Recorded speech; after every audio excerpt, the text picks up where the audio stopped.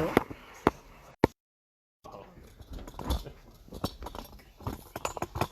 too.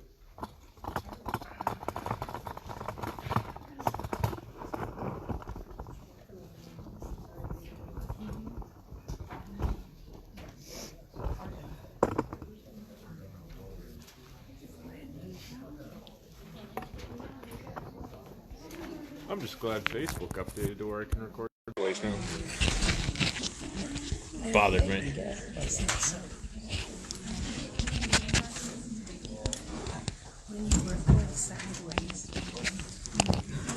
They changed it.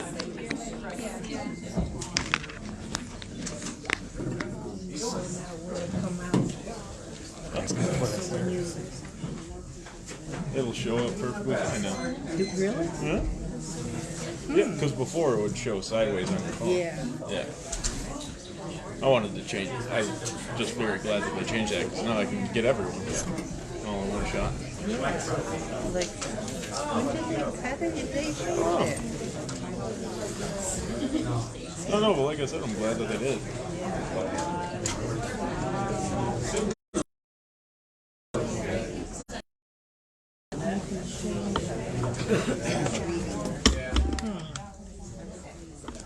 See how much muffin was you getting?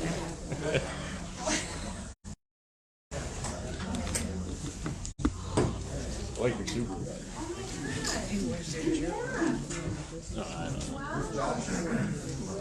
No. This is right here. That's me. How you doing? Looks like a coward. Give me a break. Only in a dark alley, Mike. Yeah. You know.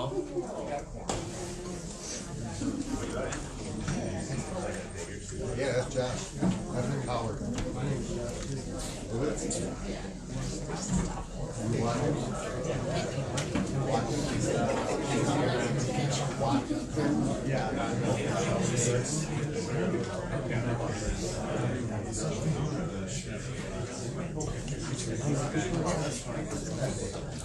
So what are you trying to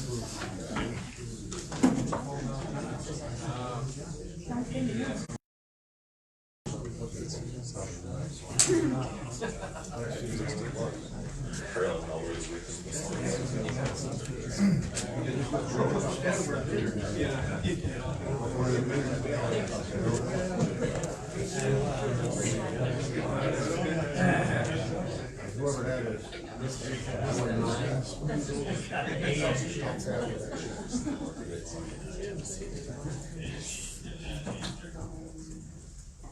Okay, would everyone please rise for the pledge of allegiance and remain standing for the invocation? Allegiance to the flag of the United States of America and to the republic for which it stands, one nation, under God, indivisible, with liberty and justice for all. The invocation will now be said by Mayor Pro Tem Ambrose. Dear Heavenly Father, thank you for allowing us to gather here today. Give us the strength, the wisdom to do what's in the best interest of our residents, our businesses, and our city. Amen.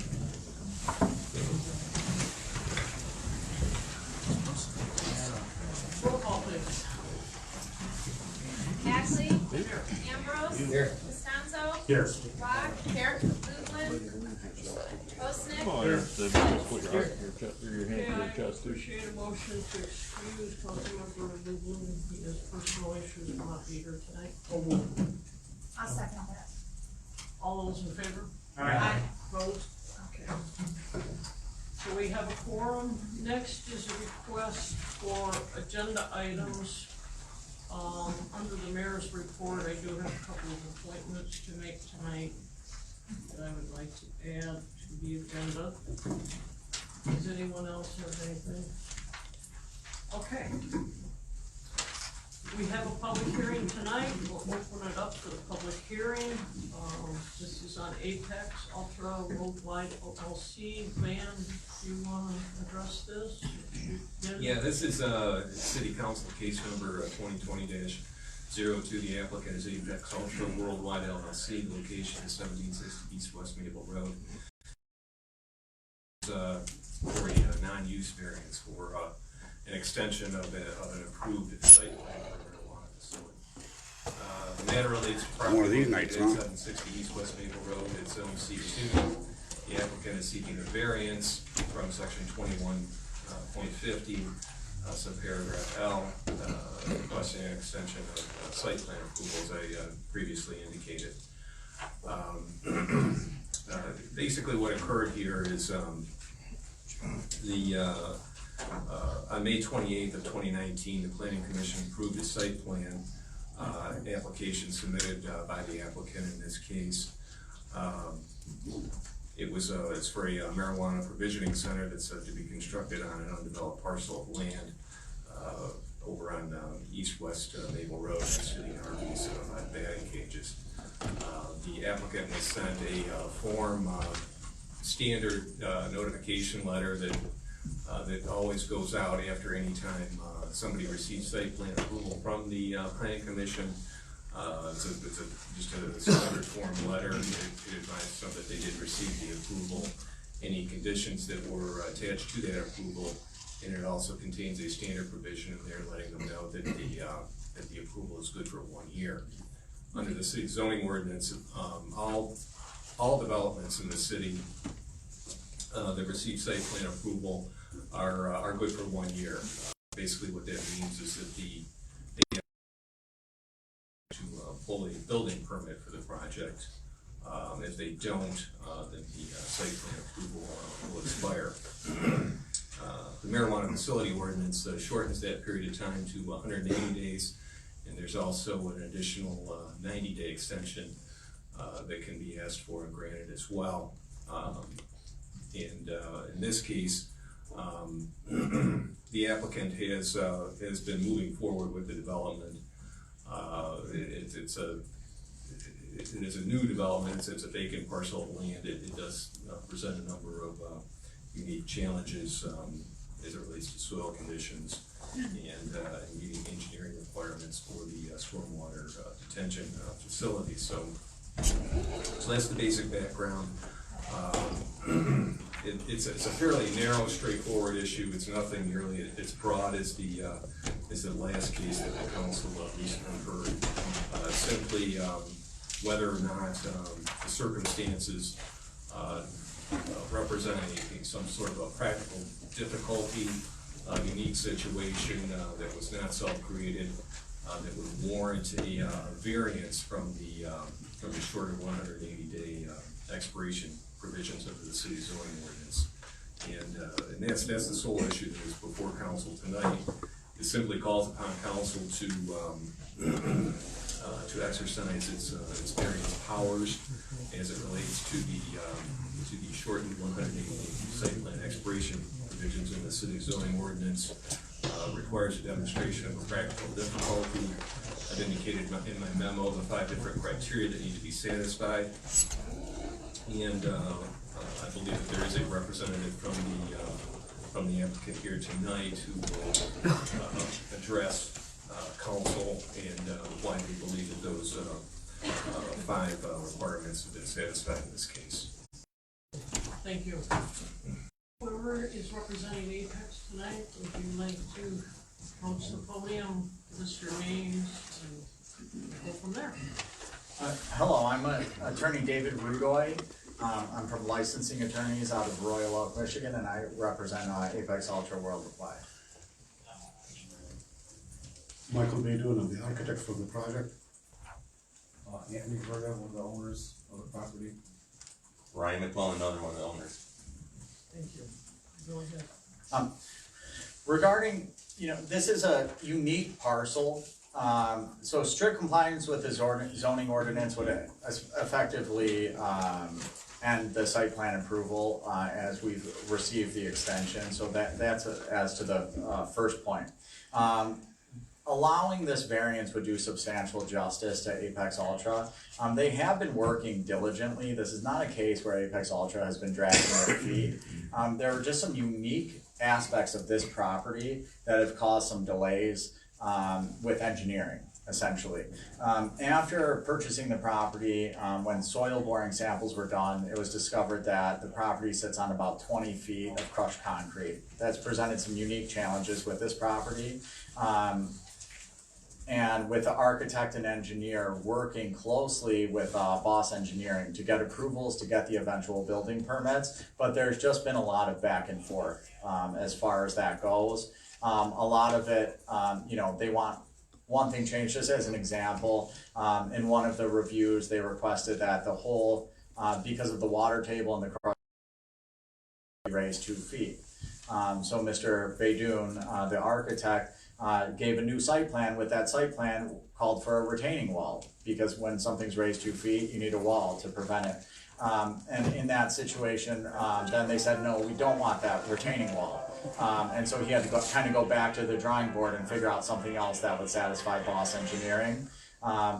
And then, there were some other unique challenges as far as like the storm drain hookup, hooking up to both the batting cages and the copper mug.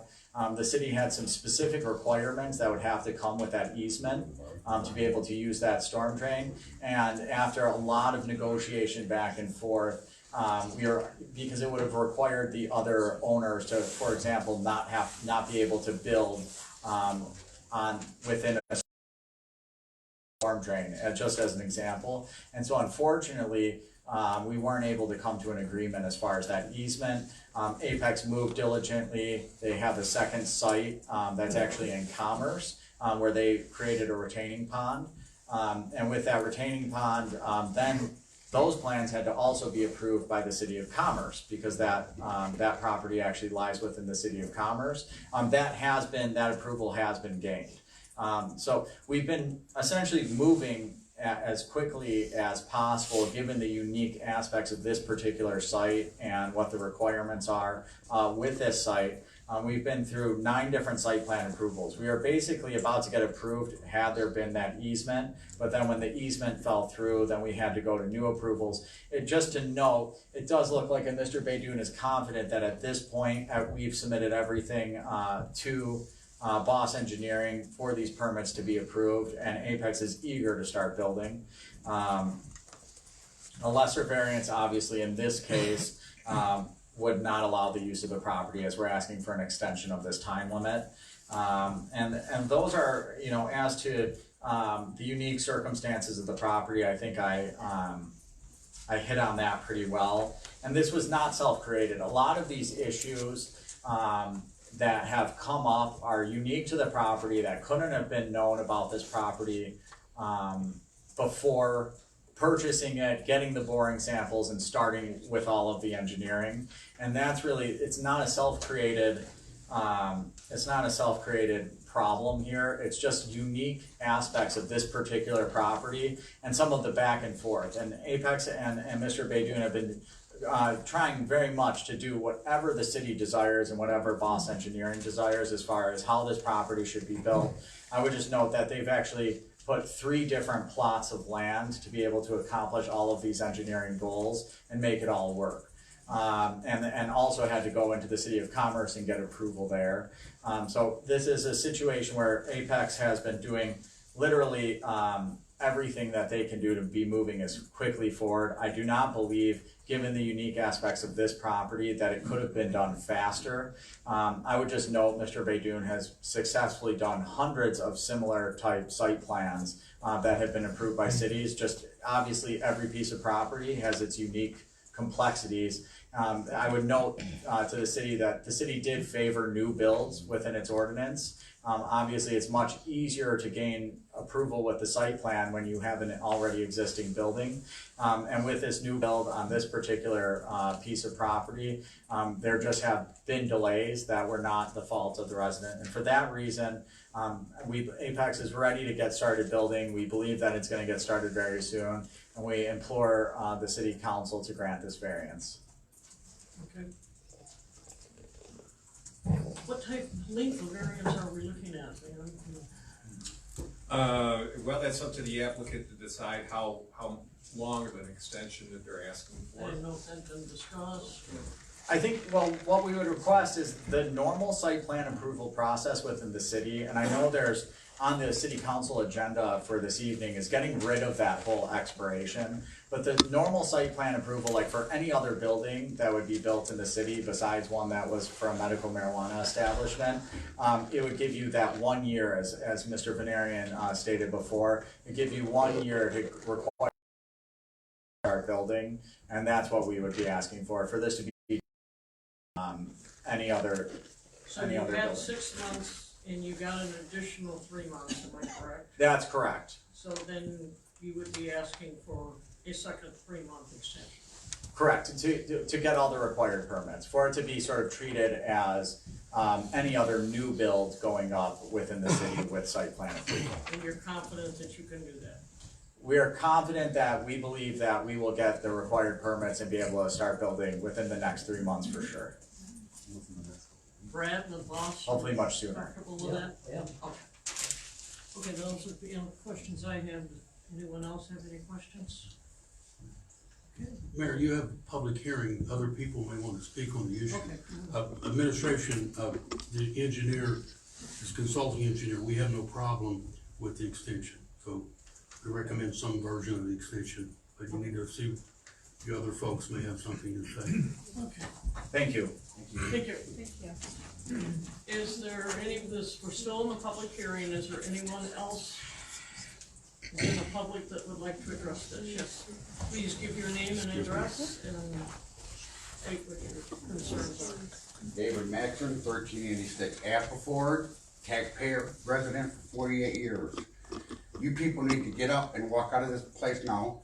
The city has gone in the toilet, and it's because of you people that we put you in here. The city's going down. There's talk on Facebook. The city's gonna riot. This is not what we want, but that's what we have to do to get our city back. It's not called Wall Lake anymore. It's called Weed City. We are gonna shut this town down. Where is our dispatch? Oakland County. Where'd the water go to? Oakland County, because you people don't know what the hell you're doing.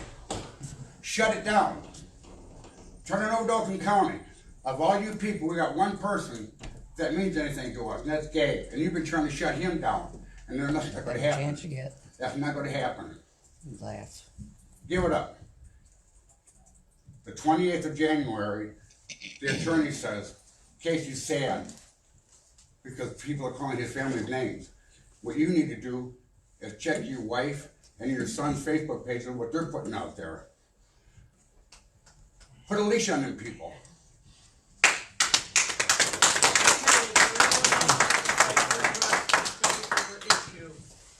Is there anyone else in the audience? Good evening. My name is Mark Roberts. I'm with Sechrist Wardle, and we represent Pincana LLC. You represent who, sir? Pincana LLC. Pincana LLC is also a marijuana industry participant. They started working with the city back in June of 2018. It's my understanding they have submitted a site plan, and I'm here tonight because for some reason our site plan has not been reviewed by the Planning Commission. Now, it's my understanding that this particular site is right across the street from the Pincana site. I just wanted to bring to your attention that the Apex people have had more than enough time. They recognize they bought this property that's been on the market for 20 years. And being with Sechrist Wardle, I'm somewhat familiar with this city, and I know that property has been attempted to be developed before, and it's always run into problems. The reason I'm here tonight is I want to advocate on behalf of Pincana to deny this variance, or at least schedule the Pincana site plan review for the Planning Commission review, even if it's a contingent approval. If for some reason Apex can't proceed, we would like the opportunity. And I just wanted to highlight that our proposal includes a significant investment into an existing building at the gateway of the city to the east, that over $200,000 is going to be spent on facade improvements, parking lot improvements, landscaping. In addition, the proposal includes the new construction property line that will also include a new water and sewer connection. The Pincana folks are well-funded, they're self-funded. There's not gonna be any holdup for waiting for financing. They bring significant expertise in the medical marijuana industry, as well as general business operations, real estate development, financing. They've just completed a $50 million grow operation in Pinconning, Michigan. These people are ready to go, and there would be no holdup. They would be ready to move as soon as their site plan is reviewed, if they can get it reviewed. I know there's been some concerns expressed at the meeting about the direction the city's elected to take.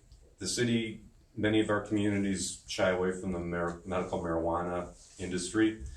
You've chosen to embrace it. You've adopted some reasonable regulations. What we're looking forward to is an opportunity to meet your expectations and be a benefit to the city. We're not the market facility with Leaf as the gateway to your city. It's going to be a medical marijuana treatment center only, and it will dramatically improve the gateway to the city from the east. I would just ask that whatever can be done, either to deny the variance tonight and allow us to proceed to the Planning Commission, or at least allow us to proceed to the Planning Commission with a conditional approval in case they fall through. We'd be ready to step in and proceed. Okay, thank you. Thank you. Is there anyone else in the audience? Okay, we will close the public hearing. Administration received the second application here. I think we should engage the city attorney about whether that's a good idea. It doesn't sound like a bad idea, contingent upon. We still remain with Bazanzos, or Apex as they call themselves, Bazanzos. We know those ownership. We've had 10 years of experience with the particular people out there. It's been sound, nothing illegal, nothing improper that we've had. So we remain with them as administration. We're not opposed to the other facility. The issue there will be the same as some of the other places. The distance, it may be something you want to consider to approval if such a legal animal exists. But we remain with the Apex folks to try to get that done. If we can't do that, then the other team would be next up anyway. We've not reviewed that. And there's a reason for that, but I don't know if we can do both. I think that requires a legal opinion from the city attorney. Is that all from the administration? On this issue, yes. Well, currently, as council knows, under our city's marijuana regulations, only 2 provisioning centers are permitted in the C2 zoning district. The Planning Commission has granted site plan approval to 2 provisioning center applicants in the C2 zoning district, one of them being Apex, which occurred back in late May of last year, and then the second one was Attitude Wellness, which the Planning Commission approved in early to mid-July of last year. If one of those 2 approvals, so right now, there's nothing left to award to any of the applicants who are seeking to open a provisioning center in the C2 zoning district, because by our ordinance, we're limited to 2, and we've already granted site plan approval for 2 facilities in the C2 zoning district. If one of those approved facilities should fall through for whatever reason, if they decided not to move forward, and that became available in the future, then certainly we would look at the other applicants, the other applications, and then make a decision about who that one should go to if it became available, to who it should go to based on the merits of the applications that were submitted and the requirements and the criteria set forth in our ordinance. I can't say who that would be. We would have to look at all those applications and make that determination through the appropriate processes. Thank you. you.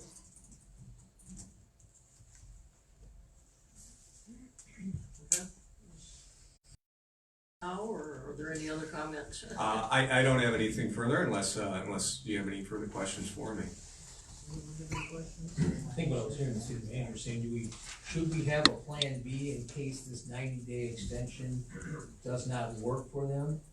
Do we request, site plan reviews and start that process again for that third or second, C2 license or not? We wanna wait the 90 days and Well, like I said, what we would do is,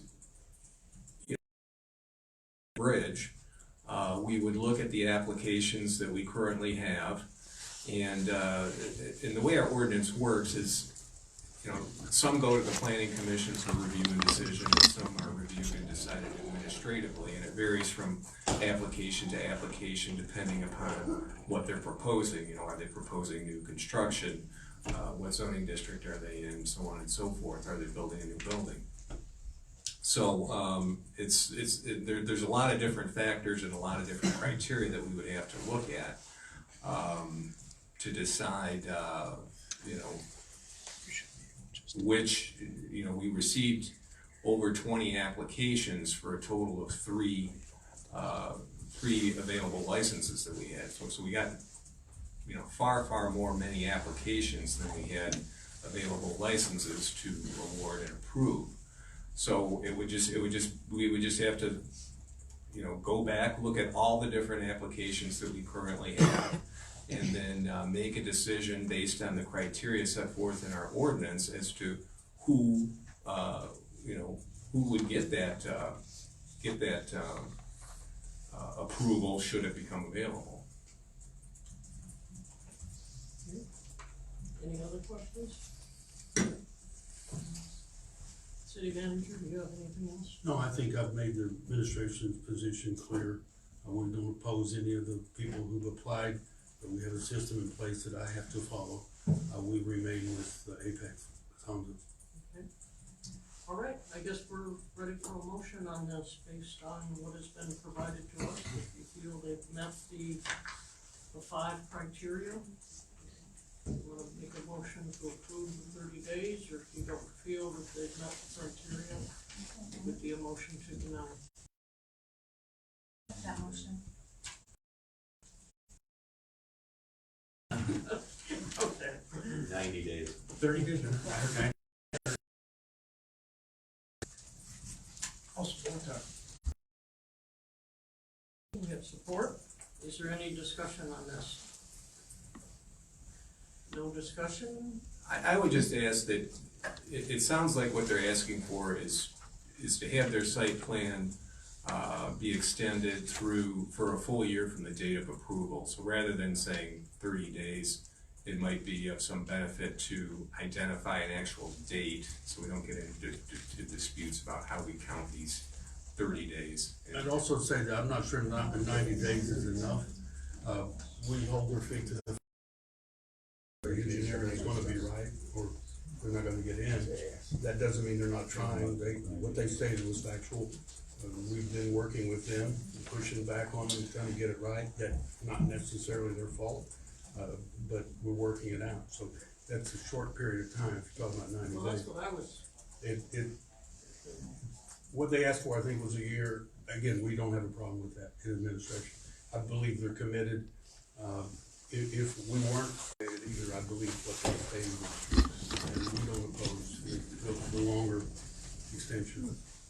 Okay, so what we would need would be to amend the motion, or if the supporter is willing to go along with the motion to state a year, but I think also for the purposes, since this is going to be a ZBA, it is a ZBA hearing, maybe your motion should include that you're making a motion to approve based on the fact that it has met the 5 criteria as outlined by the applicant. That would be appropriate. Yes. Okay. And that's from the start date of that was approved on May 31st, 22. yes. So then the end date would be May 31st, 2020. And just to be clear,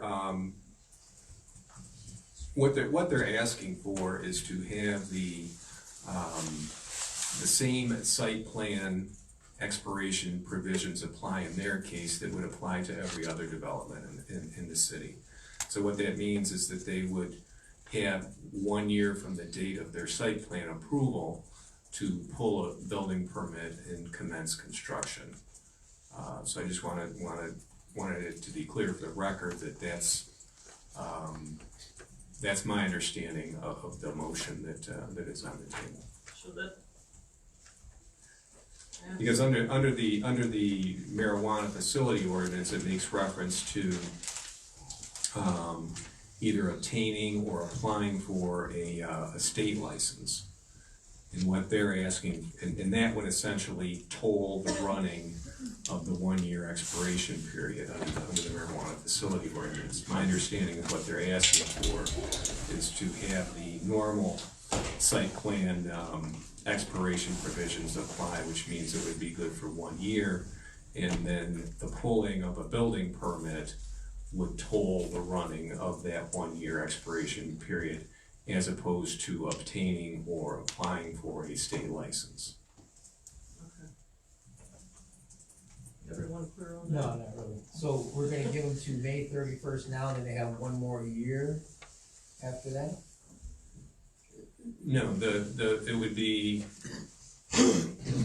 the motion would be to grant site plan approval through May 31st of this year, and that the pulling of a building permit would toll the running of that 1 year expiration period. So that what that means is that they would have to pull a building permit before May 31st, as opposed to applying for or obtaining a state operating license. So it has to be, building permit has to be pulled and ready by May 31st of this year. Correct. Okay, That's correct. all right. They said that they could actually do that too. I believe they said something that seems to work. I guess if they don't, they'll be back again. We will. Okay. Now is everybody ready? Okay. Roll call, please. Ambrose. Yes. Costanzo. Yes. Locke. Yes. Lublin. Osnick. Yes. Woods. Yes. Ackley. Yes. Okay.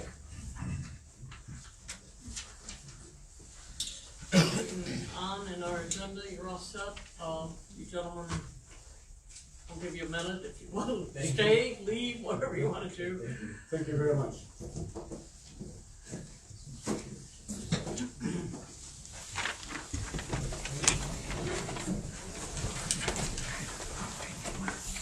Okay.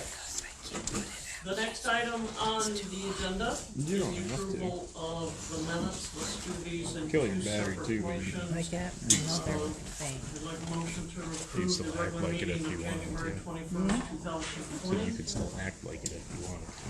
Do I have a motion? You don't even. I hear, Okay, we have a motion, we have a I have a second. battery pack. Any discussion on the minutes? Roll call, please. Costanzo. No. Locke. Yes. Lublin. Osnick. Yes. Woods. Yes. Ambrose. Yes. Ackley. Yes. Okay, and I need a motion to approve special meeting and public hearing of January 28th, 2020. I'll make that motion. Support. We have a motion, we have a second. Any discussion? Roll call, please. Locke. Yes. Lublin. Osnick. Yes. Woods. Yes. Ambrose. Yes. Costanzo. Yes. Ackley. Yes. Thank you. Okay. Now we'll move into audience participation. If someone in the audience would like to speak, come up, give your name, address, and you have 3 minutes. Anyone in the audience? Here she comes. Good evening, everyone. Good evening, citizens of Bald Lake. My name is Linda Hyada, and I am the District Director for Senator Jim Runstead. I came here tonight to introduce myself to you, introduce our office to you, and let you know that we would like to hear from you. We want your ideas, and we want your input. We want you to be part of your government. Senator Runstead is the chair of the Finance Committee, of the Senate Finance Committee. He's also on the Judiciary Committee, the Education Committee, the Families, Seniors, and Veterans Committee, and the Appropriations Committee.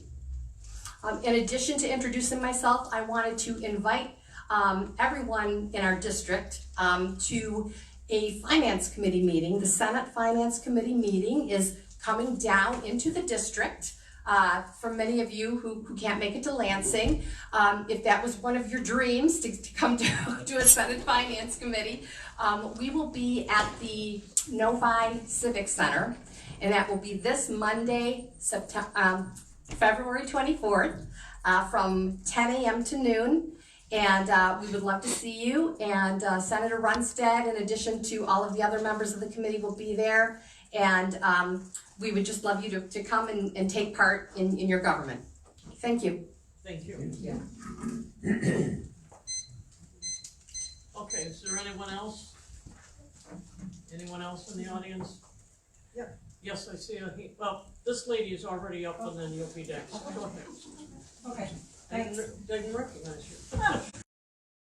Janice Lenhart, West Warwick Drive.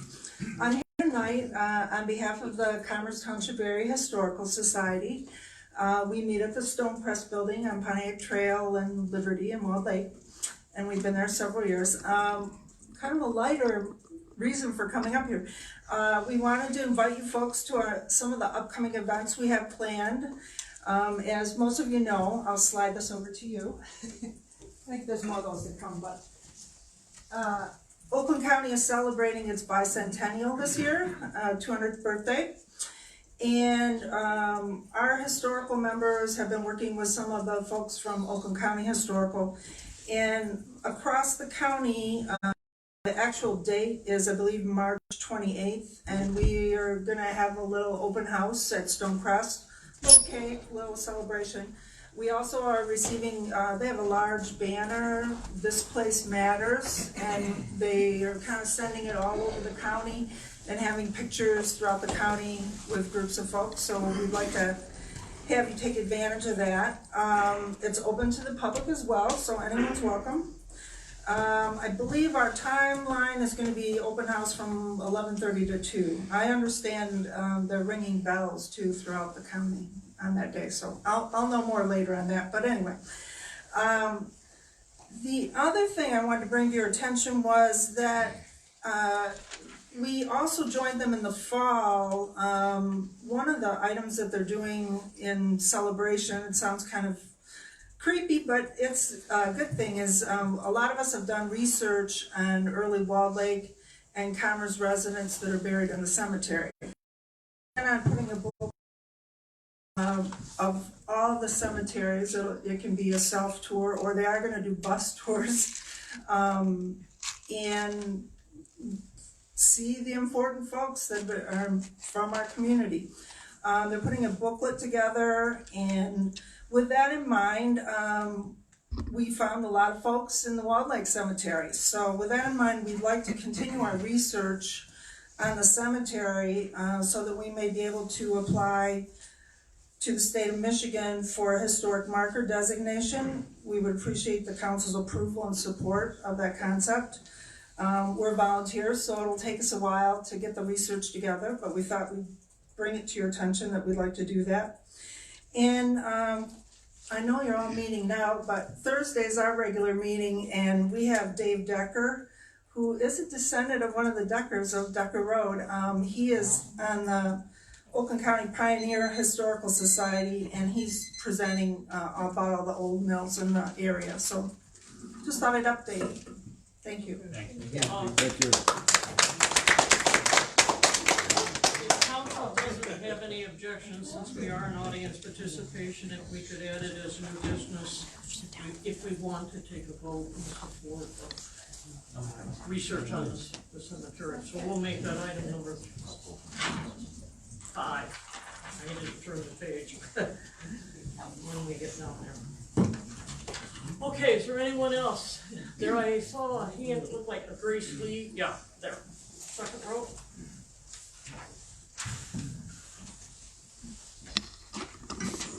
Hi, my name's Trisha Parsons from Nino's Italian Bakery.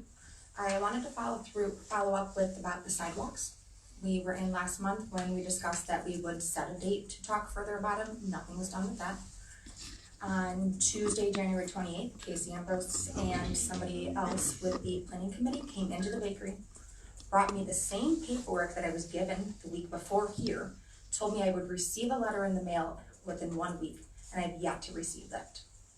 We're gonna be discussing that here, coming up next in the council comments. So what was the purpose of coming in and asking for my contact information and telling me I would receive a letter in the mail within a week and nothing was done? Well, I don't know about within the week, okay? 'Cause Well, we I mean, gotta that's what get you to- told me. I mean, I can go back and pull footage off my camera. Well, you know, I'm sorry if it came out to a week because we had to get the information from the rest of the people. And I have, Neil Wolfson working with me, he's got the addresses now, and that letter, I believe, is out or is going out right now, so. Well, let's And- just wait Okay, yeah, until so yeah, we have your a council more extensive comments. report to go through with it too also. Your And council then report. following up with what's gonna happen with getting some signage for us for our parking. It's 30-minute parking. There's way too many cars out there to begin with. People are parking illegally where you guys have posted no parking signs. And the elderly customers have nowhere to park. Something has to be done. It's a shame. You know, I have 70, 80, 90-year-old customers coming in or calling and complaining. They've called you guys and nothing gets done. Something's gotta change.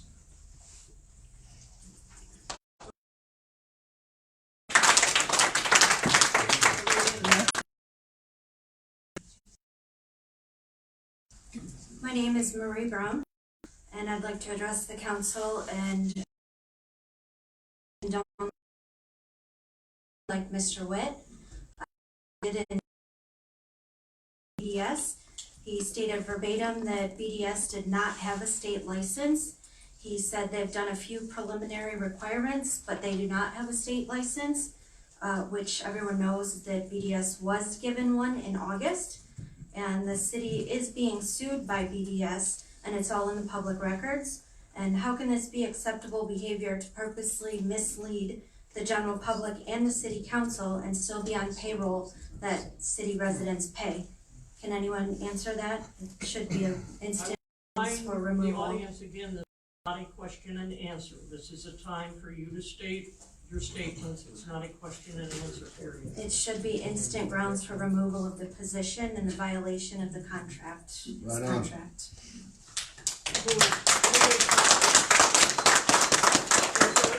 If not, we'll close it to audience participation. Okay, next is council report. Mr. Ambrose. why don't you- House Engineering now has taken on the task of going through and surveying the 3 blocks that have to do with from Furland to Pontiac Trail. So we believe this needs to be a comprehensive approach. As a question was asked once here, some time ago, why would anybody put the telephone poles in the middle of the road? Well, the telephone poles were there before the road was there. So we need to find out actually where public property stops and where private property starts, so that we're able to determine what actually needs to be done, and then we need to get investigating as far as these, the storefronts there and what lies underneath them. And that's where we're gonna start, and that's in the process right now. Neil Wolfson, who was working with me from the planning commission, has now gathered all the contact information, so either a letter is out or is going out. I've had a chance to talk to him to confirm that, but we will get the contact information, and once we have these surveys, which needs to be done first, we'll call a meeting together with the people and show them who owns, responsibly start and stop, and what can we do, and what grants are available, and how can we go through and actually do something with that downtown. That's kind of where we're at right now. Okay, thank you. anyone else have a committee that they're on that they would like to report? Yes, John? Yeah.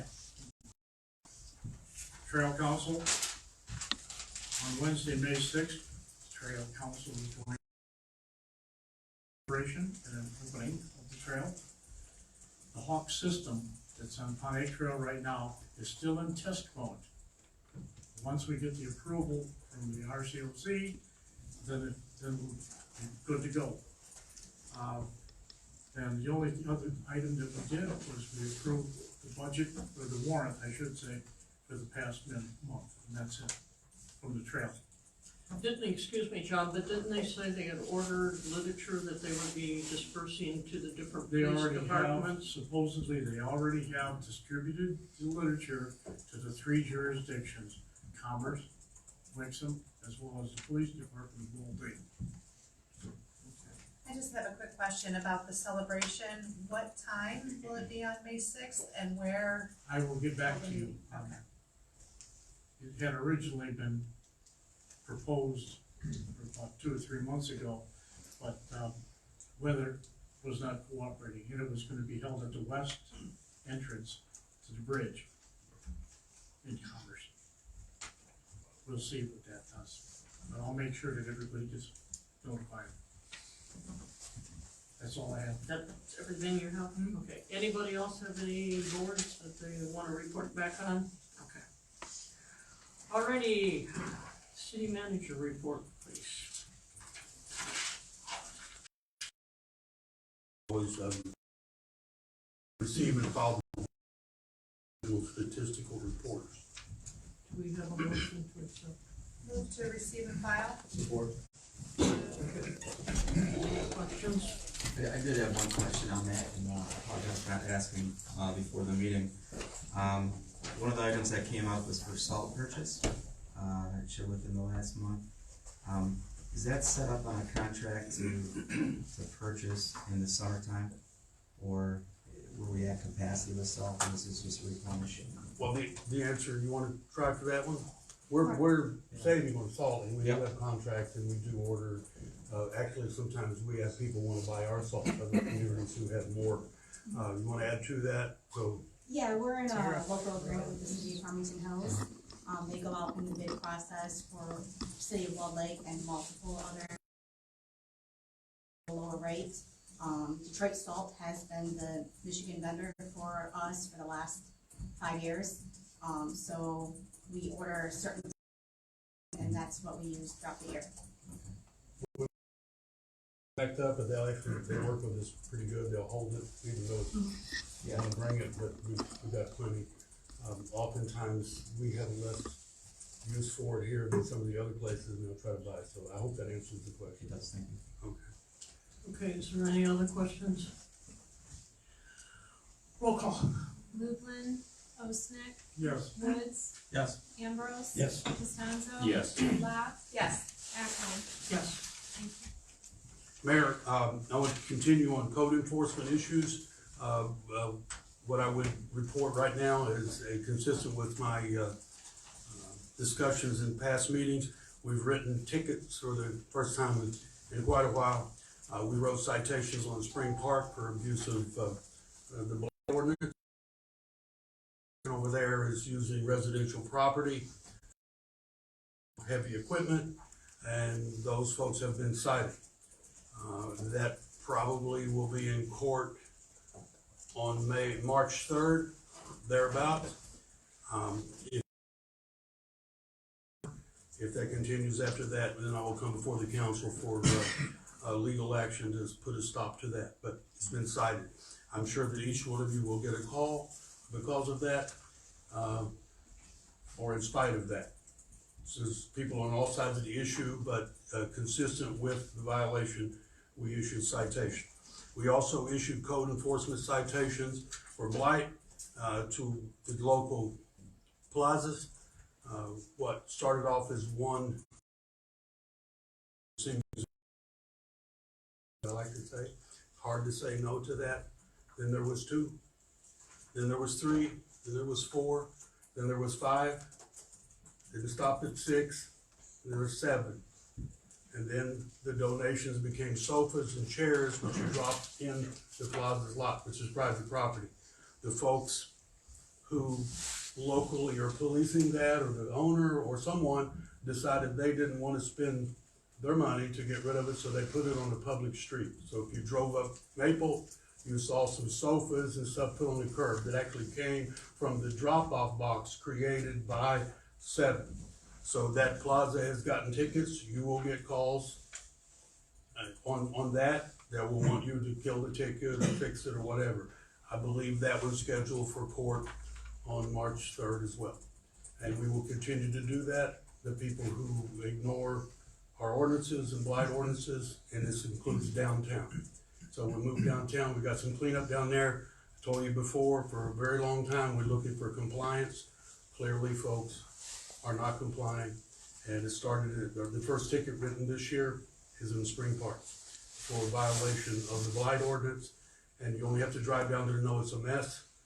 Some of the stuff they're allowed to do that people are upset about, parking in the street and construction, that's not a violation. They're allowed to do that. It's annoying, it's aggravating, but they're still allowed to do that. They have permission to do that. But you can't turn a residential unit into a commercial storage dump facility or parking lot. So that's why we got the beginning of serious enforcement. Okay, I'll move on to the next idea here. I'm going to answer some of the questions that came up in the audience about downtown sidewalks. I can touch on one thing that the young woman said about why they needed information. This came from our planning commissioner, Neil Wolfson, wanted to collect information to try to contact those people who were owners or representatives of the owners, and that's what the collective information was. They were going to follow up with what we could get. I didn't promise that I could get it soon enough. We're going to give a report to you from the consulting engineer tonight, but we want to be able to tell them what their property consisted of. We're not finished with the survey, so that's why some of the stuff's been held up. We couldn't get it out. There's no point in sending a letter saying we got your information. We want to send you a letter saying this is the survey, this is what we got. So yes, we got pictures of what everybody's seen at least once or twice, but we don't have the survey completed, but we have preliminaries. And the engineer is going to tell you tonight that the preliminary survey in front of the area downtown shows a little encroachment. The property owner owns part of the sidewalk, if not a very small piece. So they own part of the sidewalk, whether it's 10 foot or wide, some of it's the property owner. Somebody also would be in the city street. The biggest and the most concerning part for you as a city council member, you have to be concerned what's underground. Even if the property line is only a couple of feet into the sidewalk, we can work that out if they gave us easements or we redesign it in such a way to fund it. But what's underground is what work. It would appear that at least once or twice, some people who owned the property in years past, I'm not attributing that to anybody who's ownership now, they may have dug under the roadway. So those coal bins, that at least one of them, if you walk down the sidewalk, which may indeed be the city's property, but the coal bin goes down, that means they've tunneled in, which means that if you go in and start making changes, then that turns into a big ticket item, more than just doing a sidewalk. We don't know the absolutes on that. I'm on the city engineer to give us an update, essentially on the whole downtown sewer thing, and with that, the issue about the survey that is consistent with what the chairman of the DDA and our Mayor Pro Tem said about sidewalks and what we're doing. But we're working on that, and until we get that survey done, we won't be able to fashion a solution for you. The solution is to find a way to fund it. But the bigger picture for us is how much are we at? It looks like at least in some of those places, 2 feet coming out into the sidewalk belongs to the property owners. So it is consistent with past discussions about some of it's owned by the property owner and they have their own responsibility. But it doesn't mean we can't fix it. The reason we can't fix it will be how much it costs and how we fix it. So with that, I'd like to bring the engineer up and let him start from the beginning, or maybe you start with the sidewalks and go all the way back to the sewer, whichever one you want. You have a question before that? I do have a question about the code enforcement, since we're a point of inquiry about the code enforcement. I know last month we talked about the situation in the downtown district and the alleyway behind some of the buildings to allow access or being blocked when we're concerned about a safety issue to get behind the buildings, and maybe one of the solutions we have. Has a code, I don't see anything in the reports, but has the code enforcement spoken to the folks to try to free up that alleyway to help out like some of the other businesses to get their deliveries in, to help find a solution to that problem? You know? Well, the code, that's a civil issue between the parties.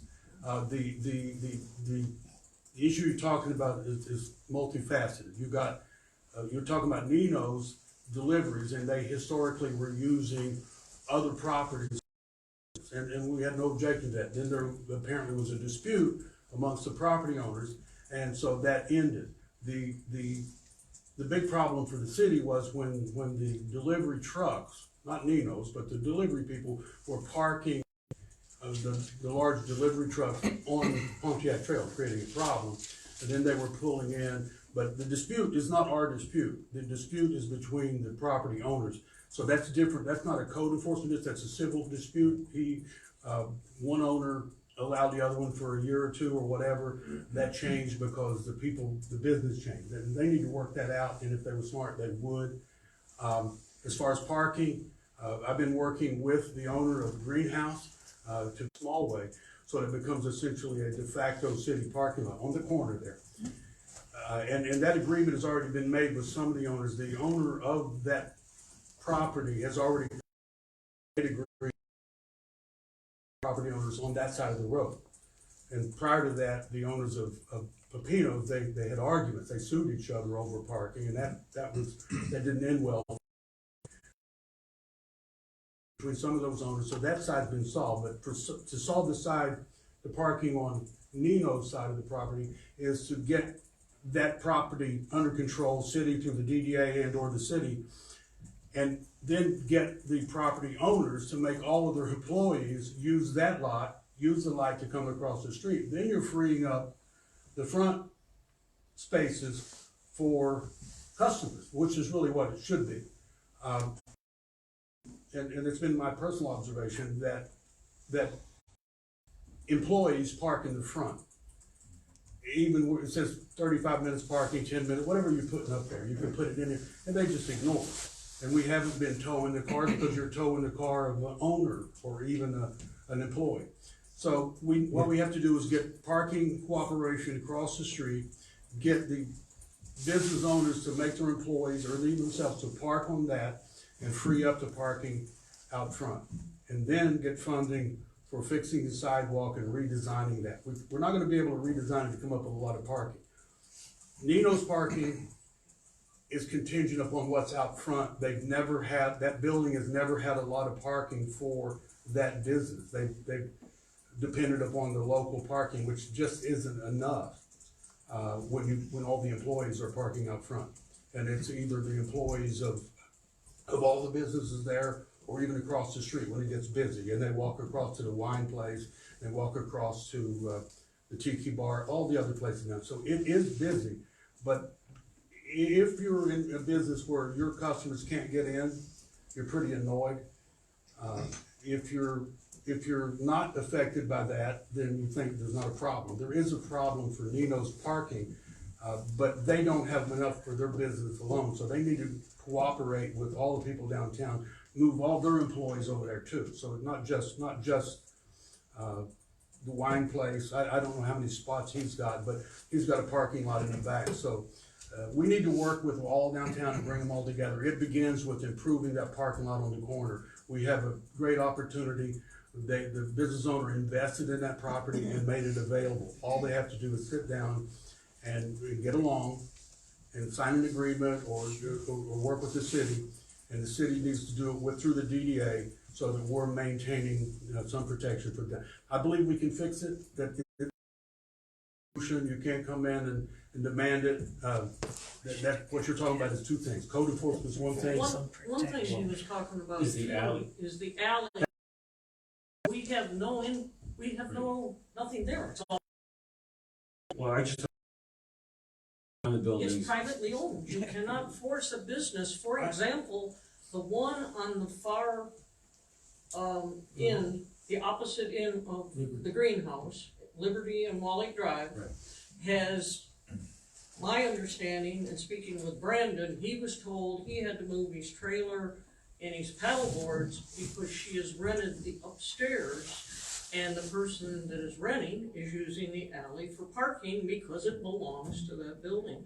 So you're not going to be able to tell individual owners that they have to open their alley up for other people. They got to agree that amongst themselves. I know what the councilman's talking about. There's construction back there, as we know. There's construction, and they put some boards up. If that's it's not an alley. It's the space in between two buildings. Is that the one you're talking No, about? I'm talking about just, He's talking about the alley that goes from one end. exactly, There were because, violations down to there, the clean. but we tried to get compliant. There were absolute violations. because you can't get, if there's a fire, someone can't get out of the No, business. Well, then you're right about that. You're absolutely Right, that's right. what I'm talking But I believe we got that fixed. I believe that the hall property has been leased. We're moving towards that. We believe it's been leased, and that business turns into something, and it changes the entire dynamic downtown. And that's why I suggest that everybody down there get together, cut their deal with each other in terms of their parking. They're going to need each other. You can't fight with your neighbor in the business and be successful. So it's going to be up to them to do that. I thought you were talking about, there's a part where there's a board up and you That can was my jump next out, question. and that's a civil issue. That goes away, I believe, as soon as the construction ends. But there was violations, that was, and frankly, that would have been the next step, in terms of writing tickets and bringing people in to clean it up. But it looks like they've made some movement, so we're gonna see compliance as the final solution, rather than the ticket. These other issues, we couldn't get compliance, they just ignored it, so they got tickets. And they're gonna have to go to court. I believe that's gonna solve itself if it hasn't already as of today. You know, I believe they're working on it, and I know that there's movement on the hall property, which we all call the old post office. So the old post office, it looks like it's been leased out, and that means it's gonna get cleaned up and turned into a legitimate kind of business. The other stuff was sort of, wasn't gonna be successful to begin with. It was a pie in the sky idea. So I guess that answers that question. Okay.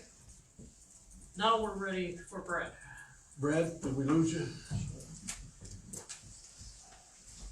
Brad's gonna solve the sidewalk. Brad is our he's our consulting, city engineer. He's gonna bring you, he's gonna get you up to speed on the stormwater. He's also gonna tell you about, where we are on some projects, and he's gonna make some suggestions to this council that we move ahead. And that's gonna take some presentation by his part. So Brad, you got it. Yeah, I guess the first thing I'd like to do is just give my little report on the sidewalk. We are doing survey out there. The city manager took most of my thunder on this, but yeah, we are currently out there. You may have seen the surveyors out there doing some work, collecting the data that we need to collect. Once we get that data, we download it into our programs and provide a drawing that will show exactly where these lines lie in relationship to the existing buildings, so that you'll get a good idea as to where the buildings or the property line lies in that sidewalk. So I don't have the details yet, but we are gathering that information. We should have that information very shortly, at least in that the first block. But we are going through the downtown area and picking up all the right of way through the downtown area. So you should be getting that very soon, this week probably, maybe next, depending on how the rest of the survey goes. Okay. So now, changing gears just a little bit, we're going to get into the downtown storm sewer and beautification work in the grant projects. There have been a little bit of changes in the update here that I'll show you. Let's see what we got here. Oh, gotta turn it on probably, huh?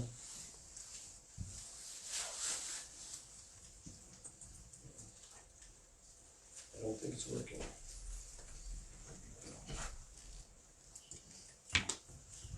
Oh, there we go. Oh, thank you. Just to give kind of an update on the grants. We have 2 grants that were one has been successfully obtained. The other one we're waiting for formal approval from the federal government before the DNR will proceed with the grant.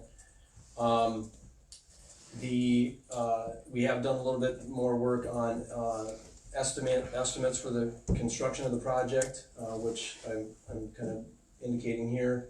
The SEMCOG grant was the first grant that we received, was for 46.5, which I presented in the previous council meetings.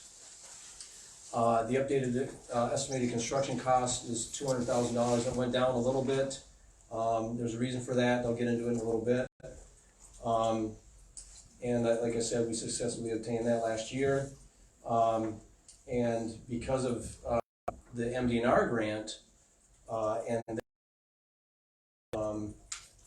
we want these 2 projects to work together because the grants both serve the same purpose for doing work for the beach.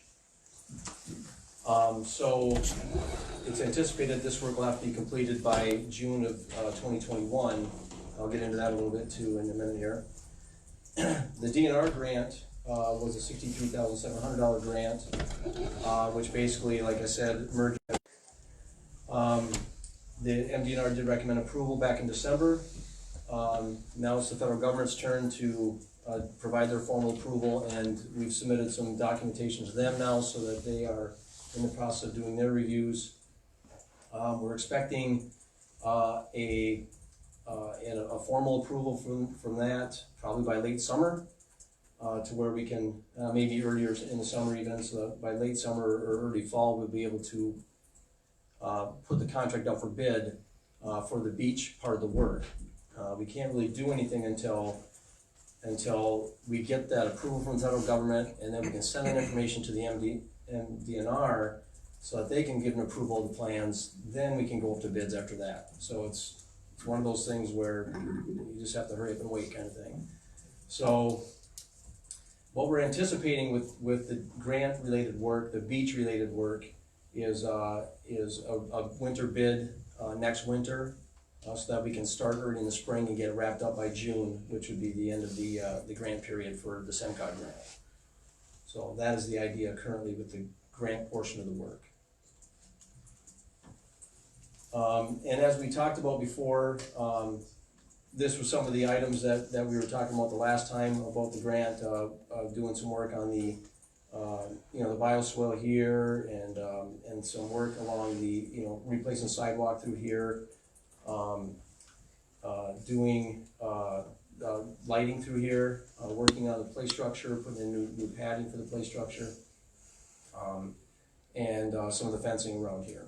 So quite a bit of work, and we'll get into that more once we get into more of the actual grant work.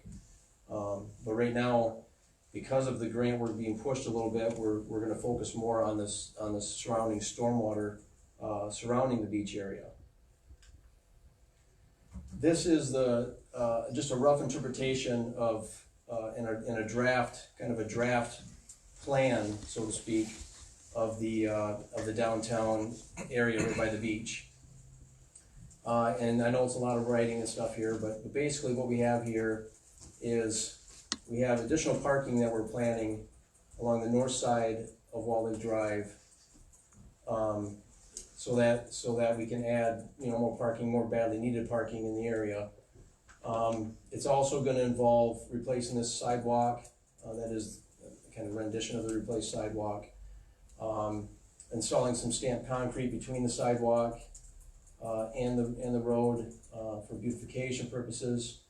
And obviously curbing in the road. Right now the road does not have a curb; it's not curbed, and that'll definitely help with drainage in the area, and help maintain the integrity of the road.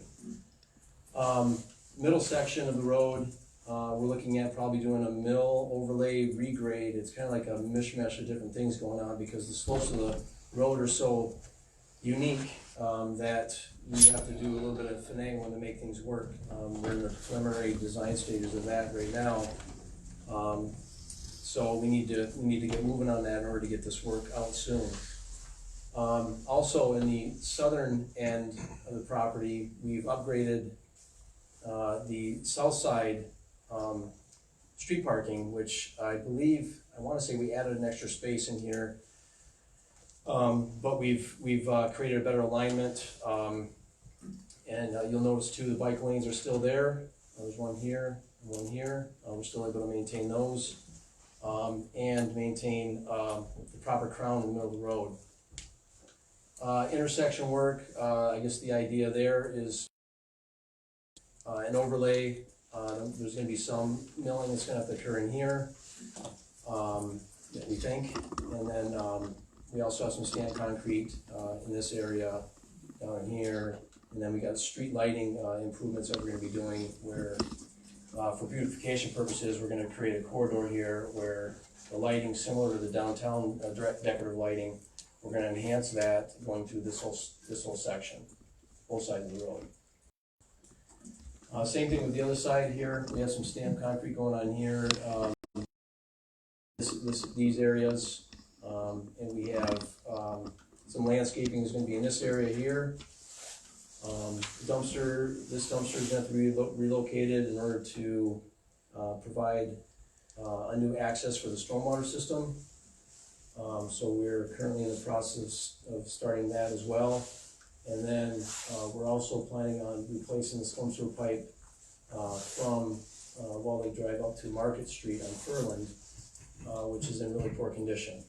So some of this information is different than what I've indicated in the past because we're trying to move forward here and get going on trying to get this design to a place where we can really act fast and try to get the bids, try to get these contracts out to bid still in the early part of the year so that we're getting better bids. So that's the idea right now, is to work on this area out here and then focus on the grant area here immediately following this work.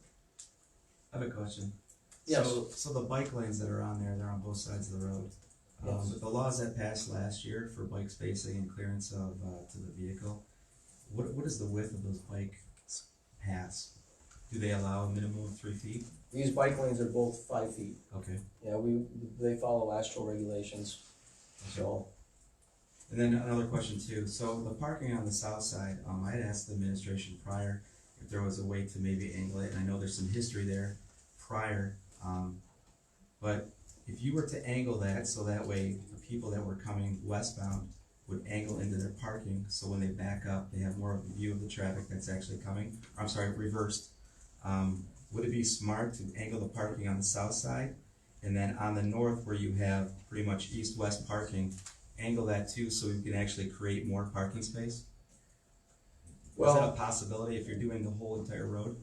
Well, by angling parking, the 90-degree parking that's shown here creates the most parking. Mm-hmm. So if you angle these parking spaces in any way, you Yeah, and I reduce- get that on the reduce south side if you're to angle that. So if you were to lose maybe 1 or 2 spots on the south side, is there an opportunity to angle that, create the width of the road, and then on the north side, if you angle that, you can add more parking spaces so that it would be a benefit overall? Well, there are ways to do things. You can almost do anything if you want to. Right, but, and it's based on what you have underneath too, right? I understand that too. The problem you run into is alignment of the roadway. Mm-hmm. And what this alignment does already is it shifts the crown of the road, which the crown is currently up in this area. Right. It shifts the crown already about 5 feet south of where it is currently. So we're already doing that, and we're only able to get this. Now, does that mean that you can't do what you're saying? You can, but then the alignment of the roadway itself becomes subjective. So you gotta be careful with what you wish for. Mm-hmm. So this we feel would be the best alignment that you'll get there. Withstanding, I do understand what you're saying with access and angles and how they can be easier for maneuvering. But this is the best setup. Let me point out too, there's another problem that arises in terms of operational problems. We have angled parking in front of the I guess it was the Over Place, and we have angle parking for everything. And if everybody did everything they were supposed to, it would be perfect. But you got angle parking, which is for a vehicle. Even though the people come in with the long vehicles, they park buses in there, and they're in the street. If you're parking the way the engineers got it, you don't park there if it doesn't fit. But people will make their car fit even if they're 3 feet into the roadway. That's been, if you've driven down the lane there, you may have been annoyed by a very large truck with a bumper or stuck out on it, or even a van, you know, that's much bigger with an extension on it. And that's what happens with the angle parking. They don't put a normal sized vehicle. They don't care. Many people don't, or they don't pay attention. So you're in the street. So what this does, it eliminates that. As a practical matter, we have to deal with that. And if you go down anytime in the next few weeks, you'll see somebody's parked in angle parking, and they'll be in the street by 2 or 3 feet. I don't know if that. We also had a problem at the beach, and you and I've discussed this years ago. It was angle parking, and we had a lot less traffic. You had U-turns, because no matter which way you came in, you wanted to go to the opposite way when you left, so you had people making U-turns in the road, and it just, angle parking just did not work. You've had Plus, we gained more parking places. We'll change it any way the council wants, but they've arm wrestled over this literally for years. My practical experience, police department's practical experience, is when you got angle parking on that small street down there, they're in the street because the vehicles will be too big. If it's a regular vehicle, doesn't matter, but they always put the bigger vehicle in with the extensions and all kinds of stuff on it, and that's just human nature. That's what happens. I agree. Go ahead. Any other questions?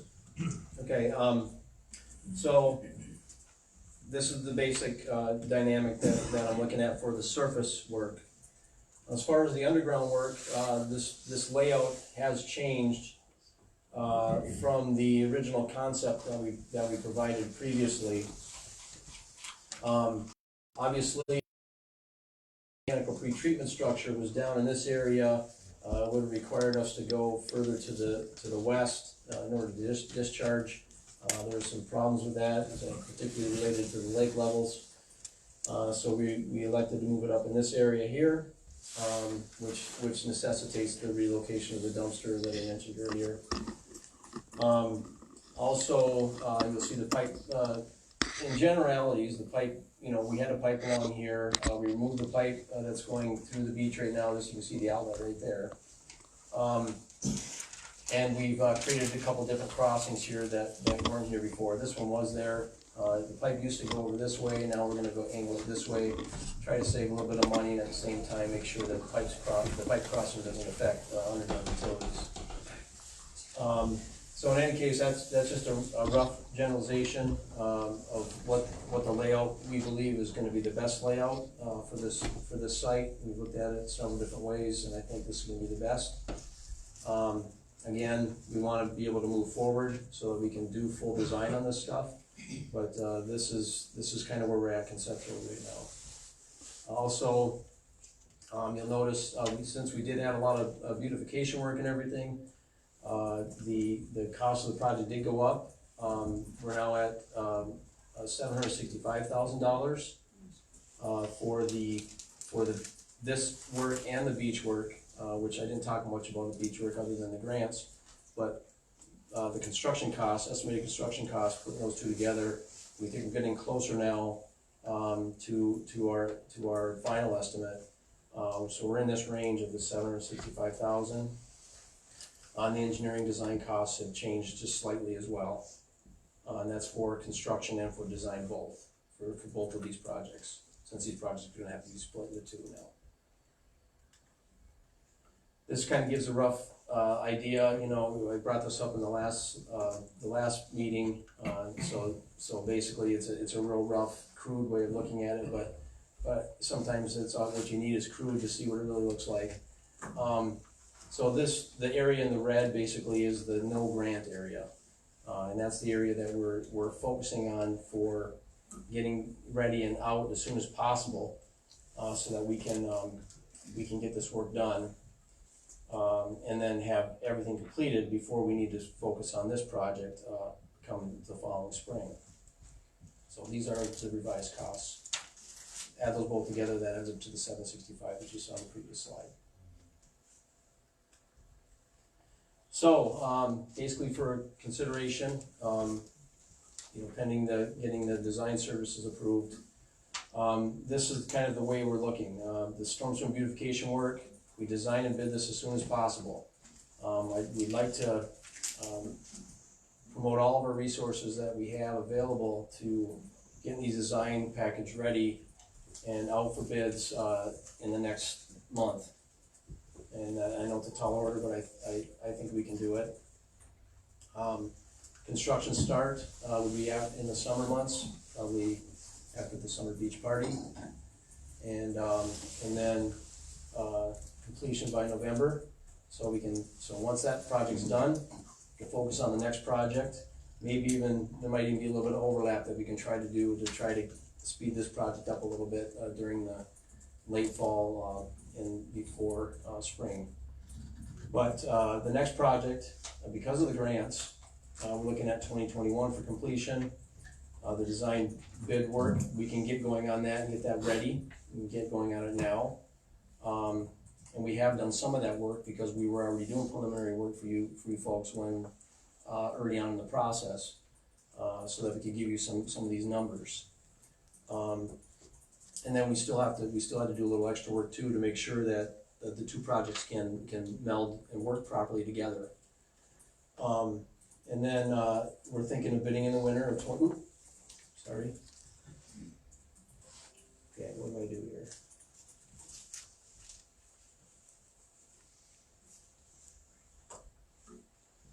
So we're looking at bidding the project, sorry about that. We're looking at bidding the project in the winter of 2020 to 2021. We could send the bids out as early as fall 2020, but I'm thinking we should probably just hold on to that until at least December, January 2020 to 2021 to try to get the best bids.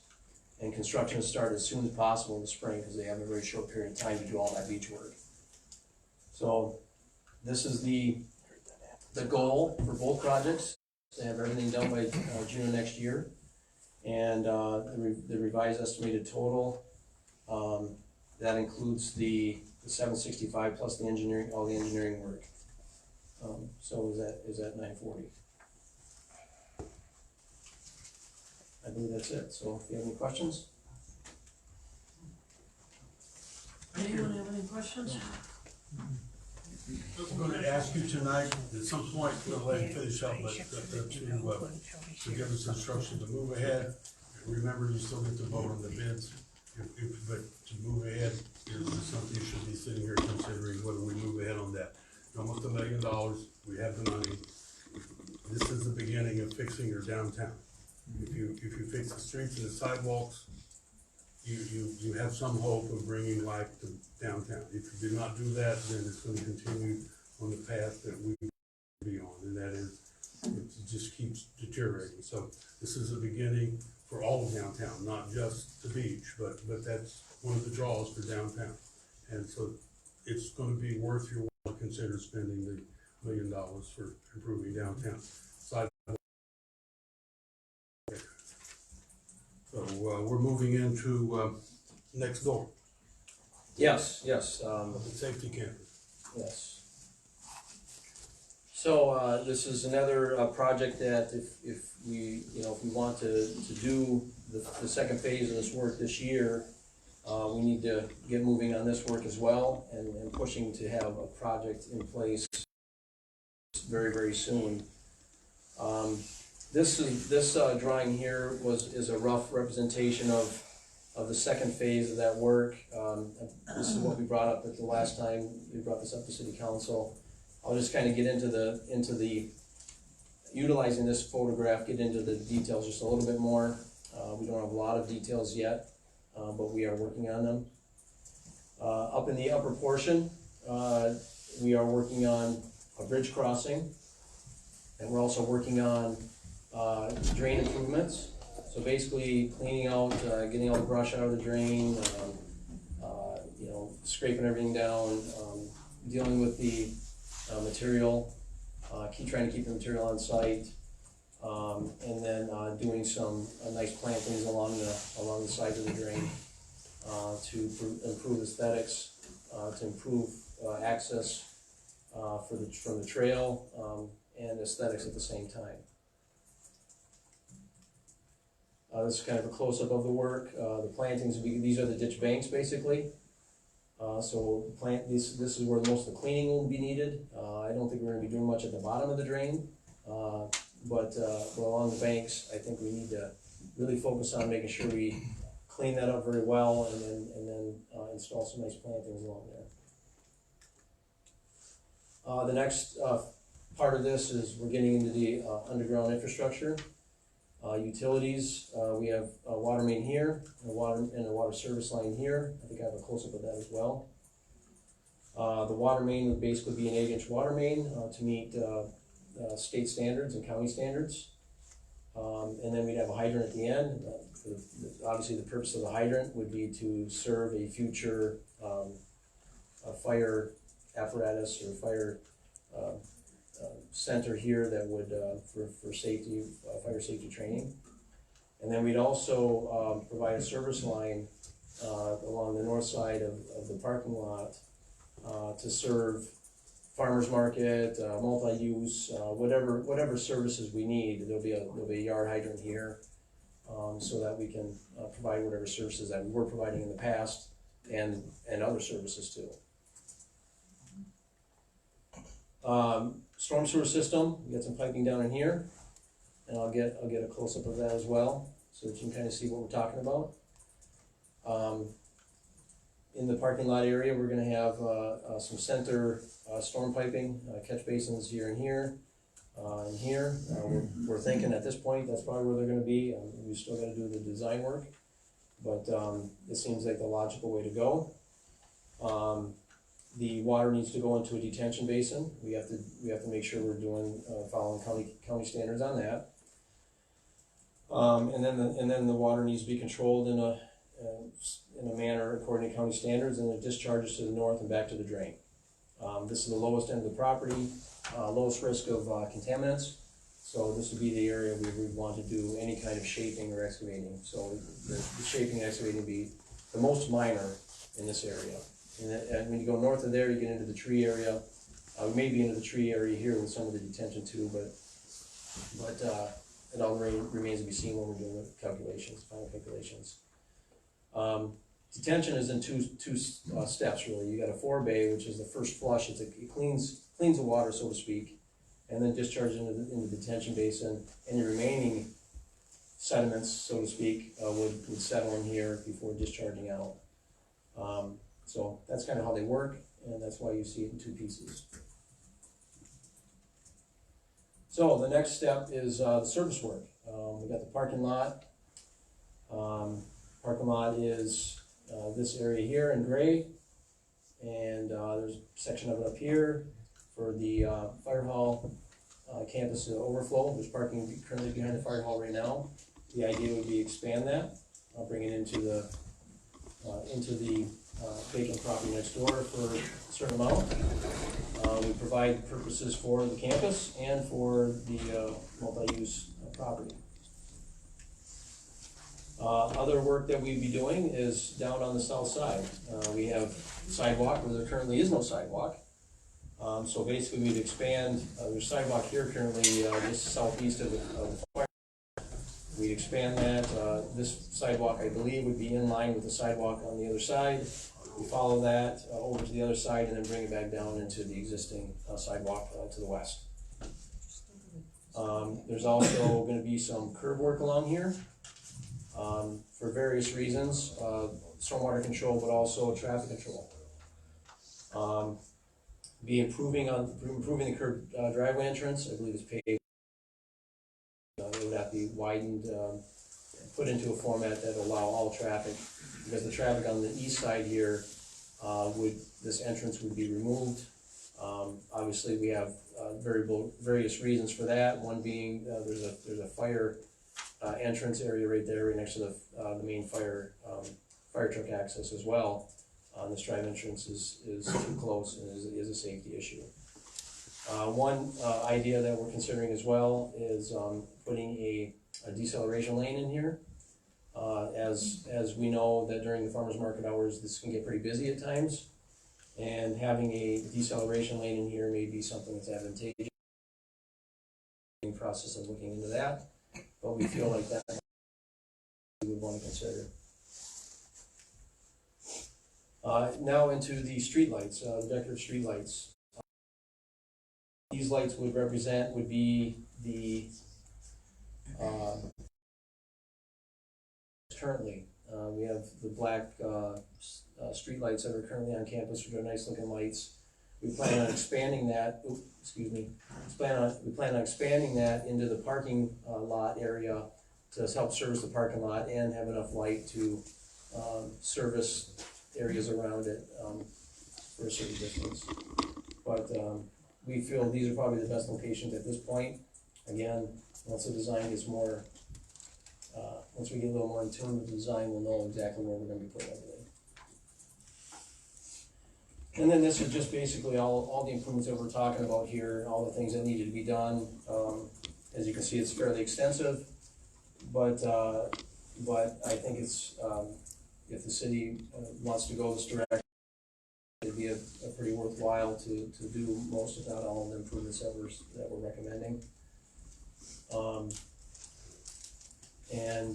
I believe there'll be a proposal for that as well tonight for the city council for our engineering services. Can I ask a question? Yes, sir. On the south side, against Maple, so let's say in the future that the city actually works with, or somebody buys a property at Maple and Pontiac, and we put a development there, so obviously the traffic would increase from Maple all the way to M5. Now, when you get into Commerce, that opens up into a 2-lane road. In between Pontiac and Commerce, it's always backed up. Is there sufficient room there in case another lane would have to be added to Maple with, or is it too tight? Well, for that we would need to determine what, because it is a county roadway here. But right now, I believe there is a center turn lane currently in this roadway, and we'd be adding another lane for the. I guess that width alone would, I mean, if they create another lane, that decel lane would end up being a lane. But that would have to be. Another question too would be the 8-inch water main that goes from the northeast section. Does that go into the capped area? This water main here? Yeah. Does it go into the capped area? There's a capped section up in the north. Does that go into that area? Or? Yes, it does. Yes, it does. But this property has contaminants for a good portion of it. The purpose of the capping up here was for surface, and there was, I guess, a health hazard according to health standards that required the capping. That doesn't mean that there's not contaminants down here. It just means that they're not right at the surface. So you're going to be dealing with. The committee was formed back in June 18th last year. It was a committee that was formed to do a study session to research the opportunities for this property. What other opportunities were identified in that study session beyond this? What other opportunities what other options were discussed or in that committee? Well, I'm personally not part of the committee, and I'm not in the committee meetings. I follow the representation of the city. When they ask me to proceed with what I'm doing, that's how I. So was there any other studies asked of you to do on this property from other opportunities that might be available, or was this the only one? This is our analysis. We weren't asked from anyone else other than city personnel as to what kind of aspects might need to be on this plan. And the second point of inquiry is, we talked about the contaminants. Do you have a study that you can show us exactly what is going on with that property underneath? So we could maybe, one of the discussions I had back in June was possibly getting this property appraised to know exactly what the value is to try to get it back onto the tax rolls. Do we have that study? Because when I go to the MDEQ website on their environmental mapper, this property isn't listed as contaminated, just the barn is, and then properties up and down Maple. But this isn't listed on the DEQ mapper as being polluted. So I'd like to see exactly what is going on with that soil, so that I understand, because the state doesn't have it listed as a contaminated site.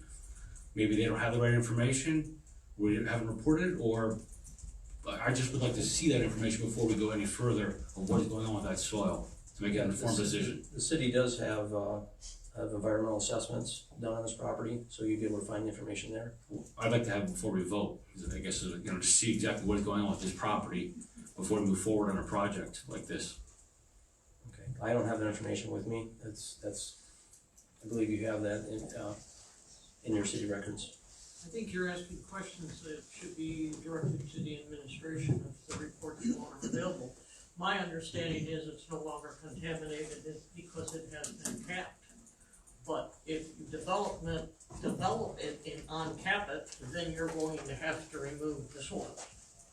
At this point, it is capped. Well, before it was kept, I had researched on the DEQ website and it wasn't listed, and that's why I was asking if we had a study that we could see the We've got data. several studies that show the contamination of this property. So maybe we should table it until we can see the data and then make an informed decision before moving There forward. was a large study done back, what, 07, 08, Casey? When the DEQ came to us and made recommendations as far as how to remedy the situation without having to tear it all out, that's when the capping came in. That's why, well, before the capping, it was closed off, it actually was fenced off, so that was not going to be open to any type of life form.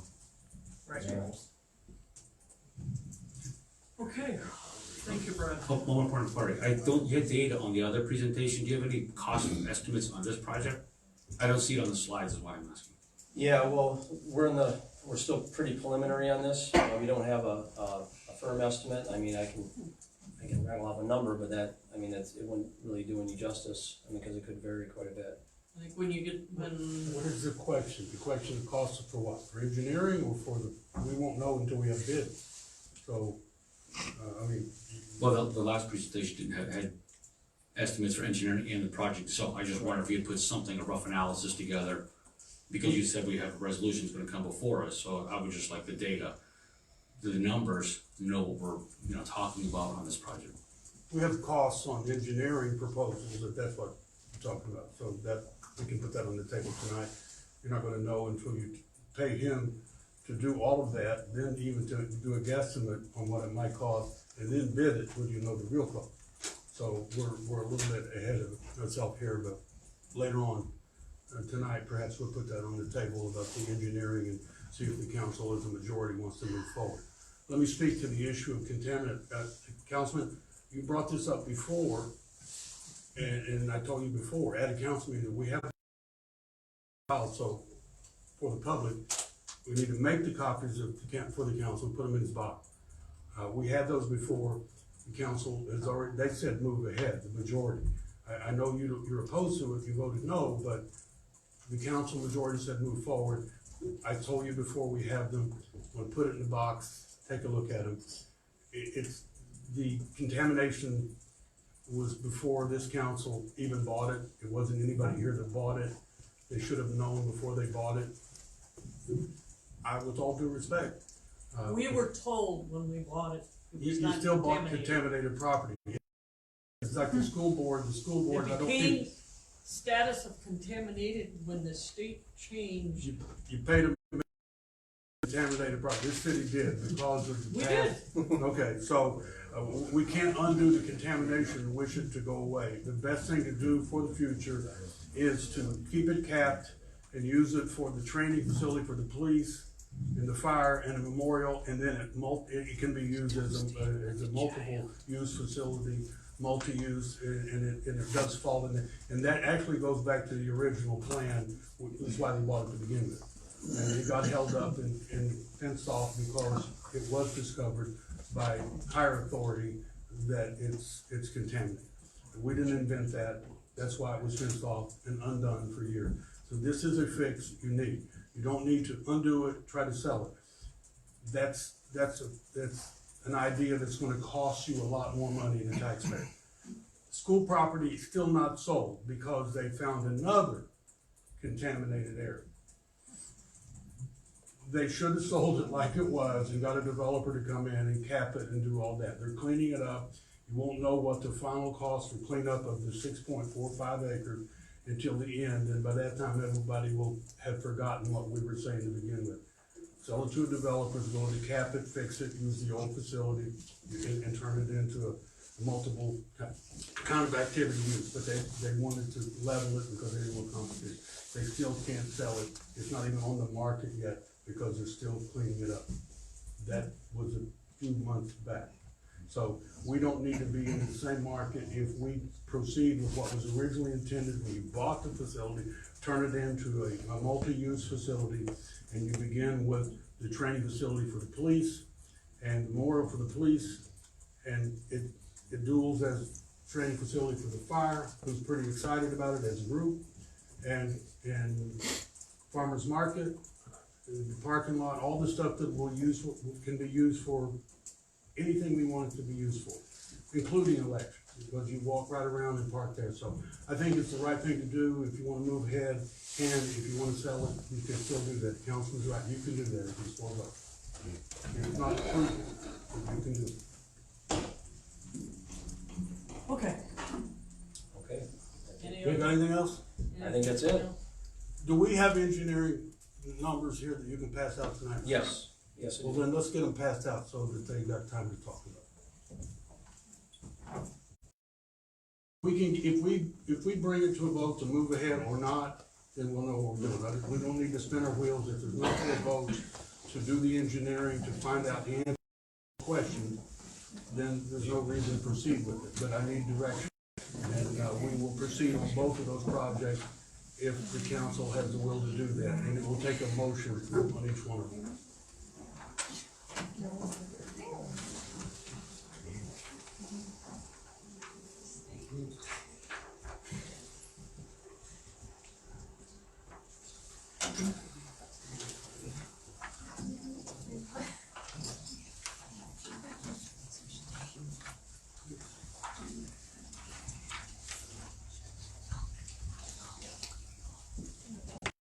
Mayor, can I have the engineer go over what was just, since he's got it here? Yes. Hand it out, and then, okay.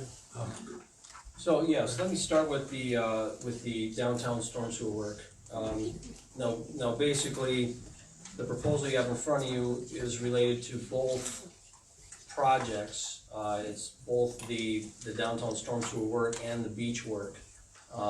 Since we started that process kind of as a combined project to begin with, in the early on stages, we felt that this proposal, since they're gonna be in conjunction with each other anyway, just keep it under one proposal instead of splitting up into two. So that's why you have it before you that way.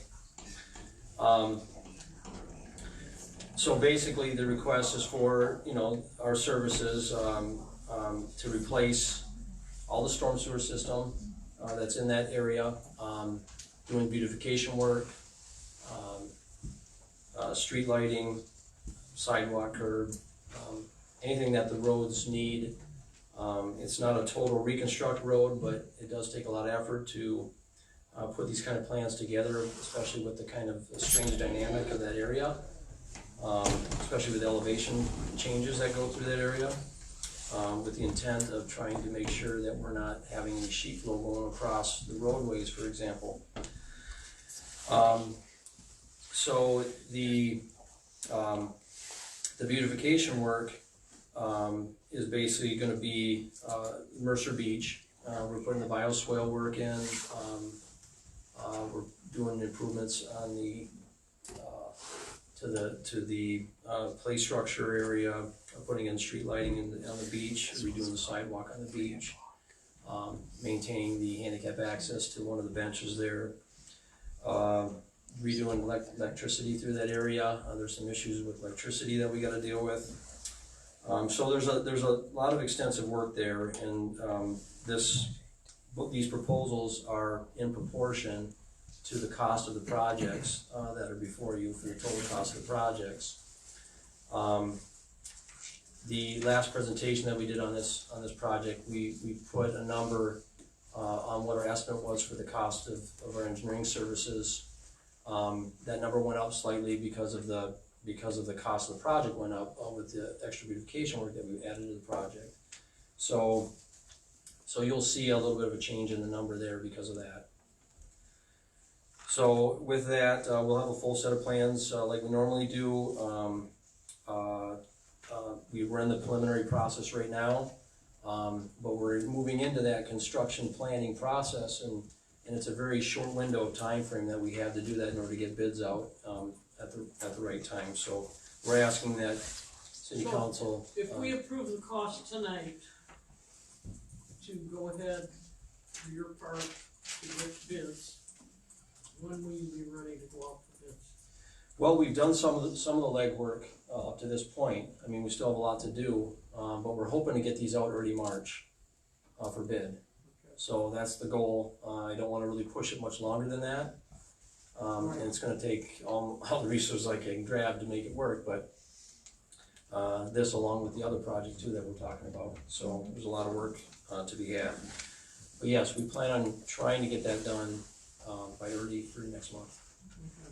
I personally, I mean, the lake is the jewel of the city, and we've let this part of the city, we've done bits and pieces, but I think it needs to be rehabilitated, and this work has to be done, and we're gonna lose the beach if nothing else.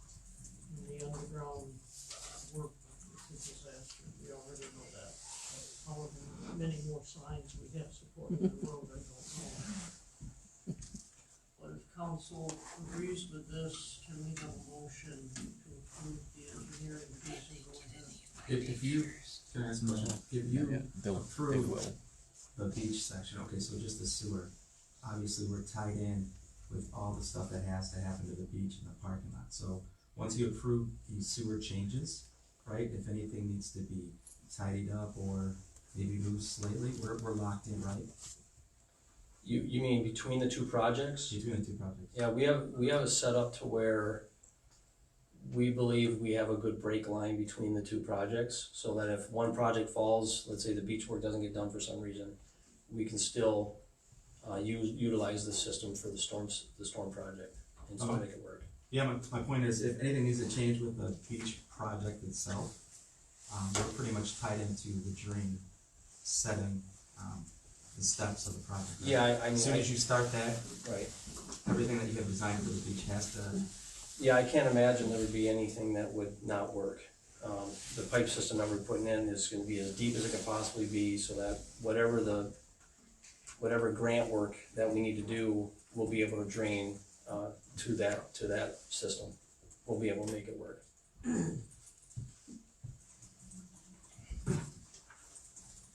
Did we have a motion? No. Then we don't have a motion yet. We have under discussion, I'd like to. We're still discussing. Are we ready for a motion? And again, the project does not go all the way to Pontiac Trail, it's just cutting off at Furland. Furland. Just to the west side of just the doesn't, intersection. so it's not the whole, it's just to be clear, it's only that one little chunk of the downtown that we're Correct. talking about. Yep. Well, Mayor, yeah. Yes, sir. The engineering, it does include all the way to Pontiac, indeed on the other side. I'm asking you to ratify that too, part of this, because it's all consistent. It's from where he begins by the beach all the way through. So the engineering needs to be done, and that includes the survey. So we'll finally know what we got downtown. I think those folks out there want to know what everybody's talked about for years, so we're gonna know for sure. So that would pick that up. That's why he's done some preliminary work. He's maybe even seen the survey. They're his surveyors, I guess they have and so they're out there now working on that. So to the extent that the engineering, it doesn't stop in Furland, it goes. Construction site pursuant to the grant and stuff like that. That's it. Now, if we're fixing sidewalks, we gotta talk about other ways to fund that. And there are other ways. But again, this council's got to decide how they want to do that. But what we've got is we've got grants, which, and later on, we're going to, right after we finish with this one, we're going to talk about another grant, $1 million grant we got from another area. So the engineering is for all the way down in terms of surveying and stuff like that. That I consider that engineering, surveying is different, no offense, but The surveyors are with his firm, so we're gonna pay him to do the surveying down there if you vote for this tonight. If not, it comes out of the general fund. We're looking for this to be reimbursed by DDA because it's downtown, and to the extent there's an additional cost. And DDA has already voted in favor of Yeah. Yes, yeah. In that case, then I will make a motion that we approve the, sidewalk, the Mercer Beach project. I'll support that, and I'll support it. it. Any other questions? Roll call, please. Osnick, Yes. Woods, Yes. Ambrose. Yes. Costanzo. No. Locke, Yes. Lublin, Ackley. Yes. Okay, we have a 5-1 vote, motion carries. Okay, next item. Would be the next door public safety campus expansion. You'll see a proposal for the work that we had mentioned previously on the presentation. There's a significant amount of work that needs to be done there as well. Obviously, we have to put in a parking lot plan, underground storm sewer, water main work, street lighting, putting a bridge across the drain, cleaning the drain, doing some work along the roadway, and putting in a stormwater detention system with discharge going back to the drain. So there's quite a bit of work that needs to be done here as well. So the request for this project is at $65,000 to do that work. Again, we feel like that work would be in proportion to what we believe would be the cost of the project. So at this point. So I have a point of inquiry. The $65,000, is that going forward, or is that included some work we've done already that we may have done through various things on phase 2? That would include the work that we've done to this point as well. Yeah, any of the phase 2 work that we've done to this point. Okay, is there a motion? I'll make that motion. I will support it. Okay, we have a motion support. Any other discussion? Yeah, I do have a discussion on this particular. If you put your hand up, you either start talking or you don't put your hand up. I prefer a hand, but I can't seem to get hands to go up, so.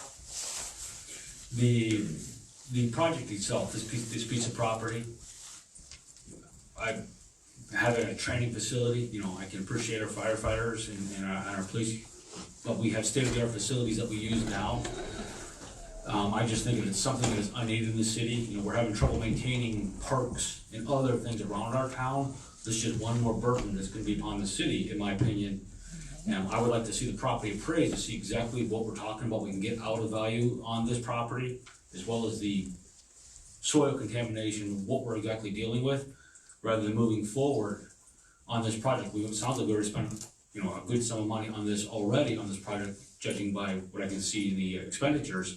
But this project is something that's not needed by the city. We have more pressing needs across our city, whether it be the Tri-A, whether it be sidewalks, not just at the beach, but up and down Pontiac Trail, that need some love. We've got some serious issues, and this is one of those things that's just gonna continue to put a burden on the city, and I don't think that we need it when we have, let's use the forfeiture funds for our police vehicles and other safety equipment that we can under the law, but this project, I think it has to be pointed out too, and I think I'm right, the forfeiture funds have to be used by a certain time period. There's a lot of things involved. The money that, most of the money, that doesn't mean you can't contribute, we won't try to get grants to enhance that facility. Paid $1 million in early 2000 to buy the property to do what we're talking about doing. To suggest that somehow the money we're going to try to do the memorial with can be used in Tri-A or any other place is not true. You cannot do that. This is a good use of the funding, and it's going to be contributed by the DDA and stuff like that. But to the extent that we have stuff to do, that's the truth. So we have stuff to do. Pontiac Trail, we have sidewalks, we have the sidewalks in front of Nino ought to be done before a whole lot. This city voted 55% against the trail to spend money. We've spent $80,000 on the trail, which was at no cost. $6 million to a bridge that got no benefit to the city of Wall Lake. That's all been supported by other people. So to suggest that somehow we're putting a training facility for our police and fire is a waste of money, it's insulting. We are doing the right thing and we're managing it the right way. We have a parking lot downtown with no depot. The depot went away. The people were promised the depot. The people of Wall Lake voted against spending, 55% of the vote said no, don't spend any money. It was sold to the people, no cost to the taxpayer. What's the bill? Where's my treasurer? We've got $80,000, right? $80,000 right now is what we're paying. $80,000. Did anybody believe it was going to be that? You were told no cost. There is a cost. So when you start talking about money that's been spent somewhere else instead of what we needed, this is not an example of that. The trail is, but it also improves that mistake. We have putting together a facility that invites people from the trail. For the first time, it has a real trailhead. Down in Pontiac, all you have is a parking lot for the neighboring businesses, including the weed sale business. That's what that parking lot is for now. It's not a trailhead. There's nothing there. The trailhead will be next door if you vote for it.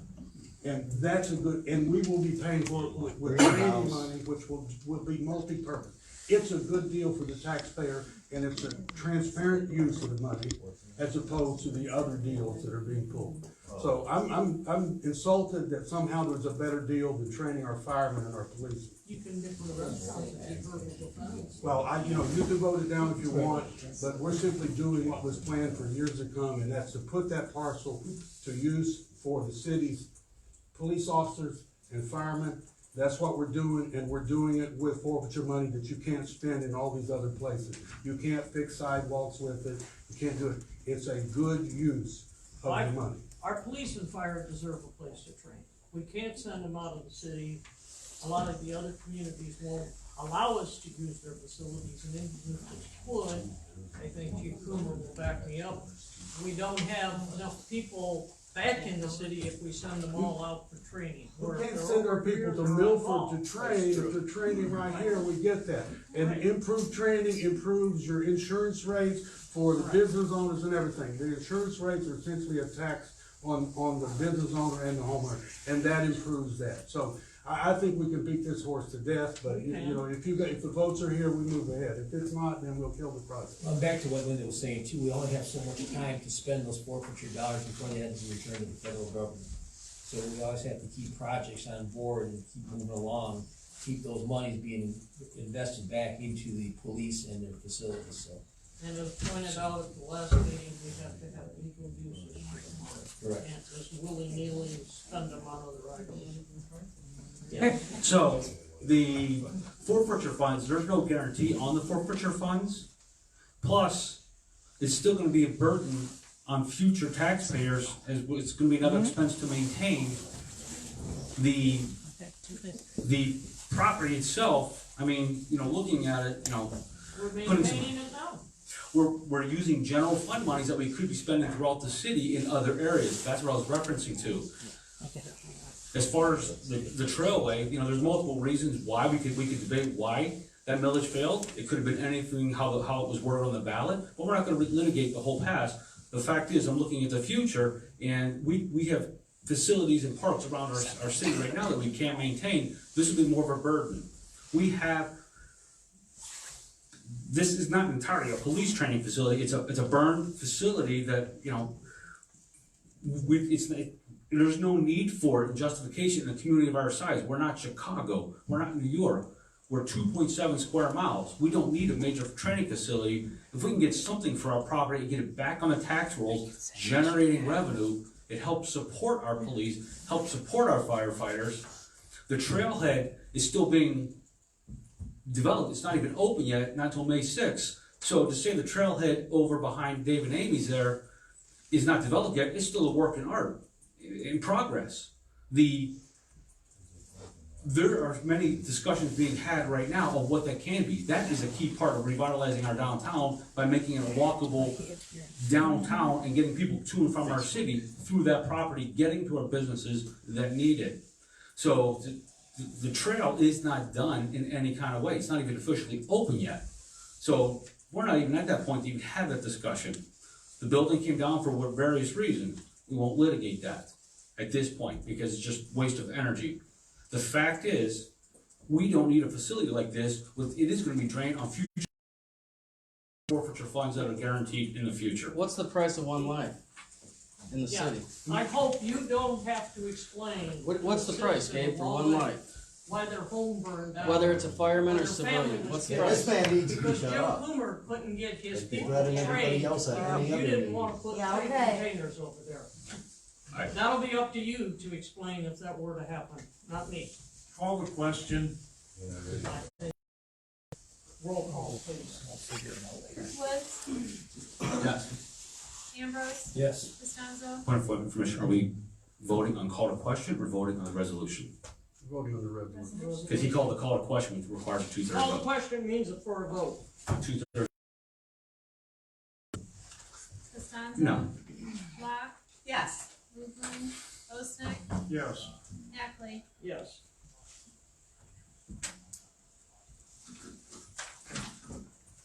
Not yet. Oh.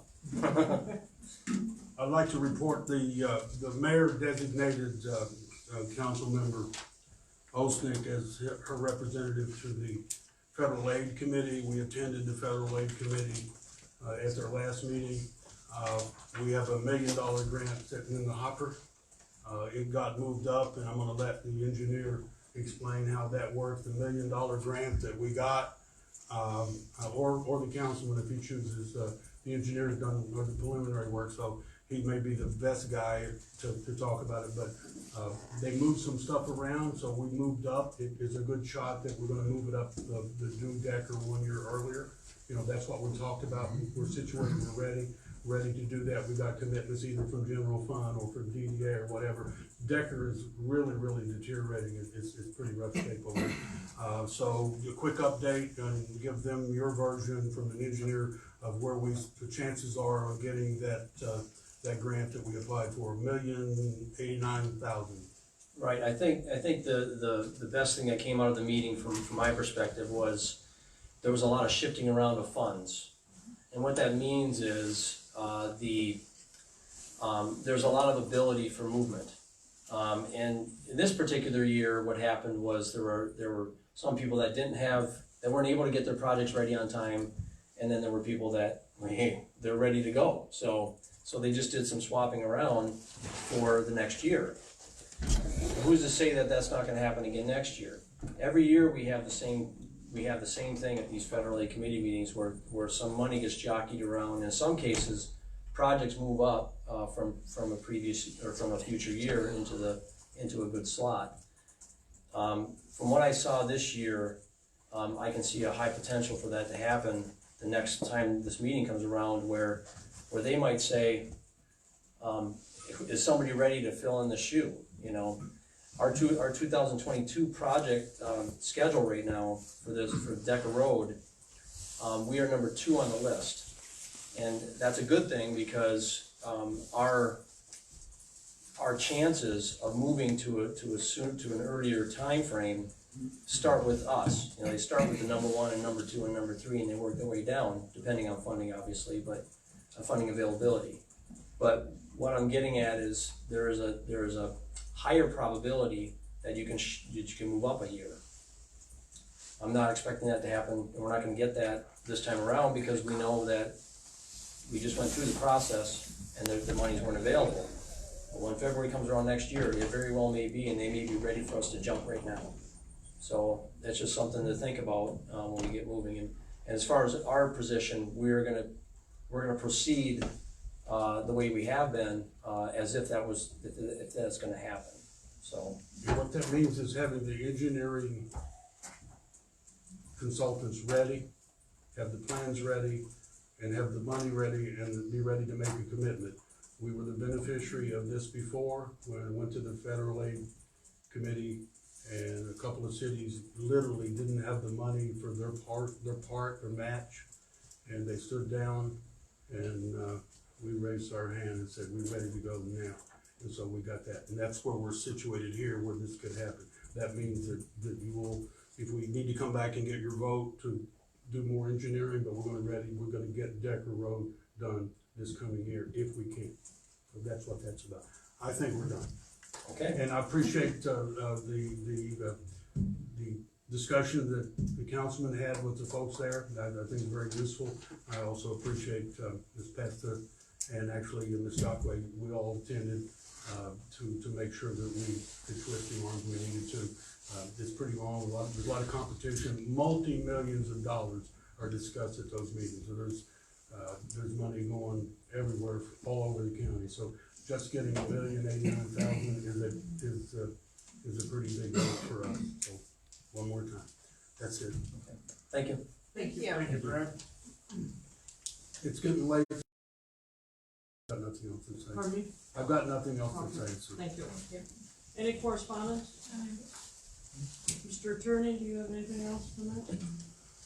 As council will recall, on January 28th, you held a special meeting to hear an appeal on a marijuana facility application. I've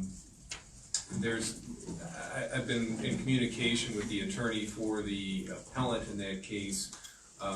They're pressing me for a date when council will want to reconvene to take further action on that appeal.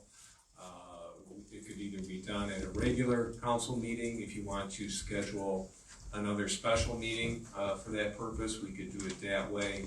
I'm just looking for some direction at this point as to when. The audio yet that you were waiting for? Yes, I just, and keep in mind, we would need at least 2 weeks, because I have to prepare the written recommendation and opinion. What I was waiting on was the hearing itself. We had a court reporter here preparing a transcript. I just got the transcript a couple days ago, so I am going to need at least a couple weeks to finalize my opinion. I think due to the length of the meeting, it's better that it be held separate from a council meeting. That's my personal opinion. I'm not sure what the rest of the council feels. I think it could be. Shouldn't take that long. Might not take that long. But then again, it might. We don't know. Some of our council meetings have been going. You feel tonight wasn't that long, and we're looking at. Well, that's apples to oranges there. This was just extending the expiration date of the site plan. Council can do what they want. Whole lot more to the I'm other just one. saying, my opinion is it should be a separate meeting. It's up to the majority of council. So you're talking March 3rd? Is that what you wanna do? Is there a timeline that we should have for this hearing, like, we would normally have on an appeal like this to respond back? I would recommend that you do it sometime during March. March 3rd seems a little ambitious. I know the regular council meeting is on the 17th. We could do it on the 18th, we could do it on the Monday the 16th, we could do it anytime that week. What about the 10th? It's a full That's 6 the weeks. election. That's the election. The election. It's the day after the regular council meeting. I would agree with that. I don't wanna do it at the regular council meeting. If you No, wanna do it with the day after. Day after, yes, The I day think after. that would be a great day. So Wednesday the 18th? Wednesday the 18th. Is Wednesday the 18th agreeable to everyone? Anybody have any objections? What time? What time? 7:30? 7:30 sounds good. I will pass that date along. Okay, you don't need a vote, Mr. Bergen? Okay. No. Okay, do you have anything else?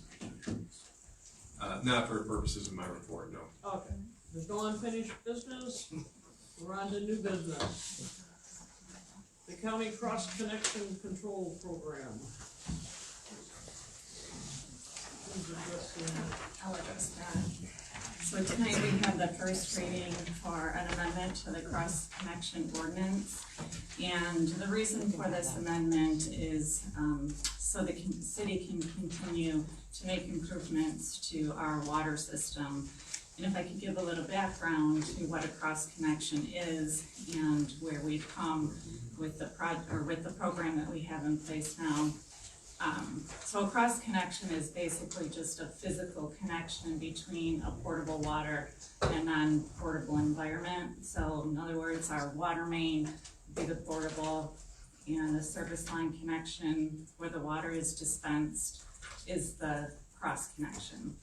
And so if there is a drop in pressure for any reason in the water main system, maybe there was a break or there was some hydrant flushing, the pressure would drop, and wherever there's a cross connection, water can be backflowed into the water, portable water. And if there's any hazardous material at that cross connection, it can, jeopardize the water supply. So the state of Michigan says all portable water systems need to have a cross connection control program in place.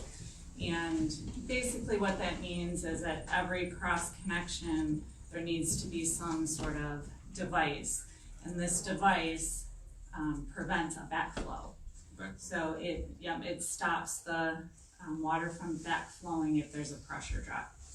So the city has a cross connection program in place, but it's only for our commercial side. It's not for residential, but the state of Michigan is requiring that water systems have a residential program. So the Water Resource Commission, as you know, took over our water operations, and they actually have a whole department. They have administration, and they have out in the field workers dedicated to cross-connection program. So now it is a perfect time for us to let them take over the, but before they can do so, we need to amend our ordinance for two reasons. One is to adopt Oakland County's cross-connection control program, and secondly, to designate them as the agent to the program. So that's pretty much it in a nutshell.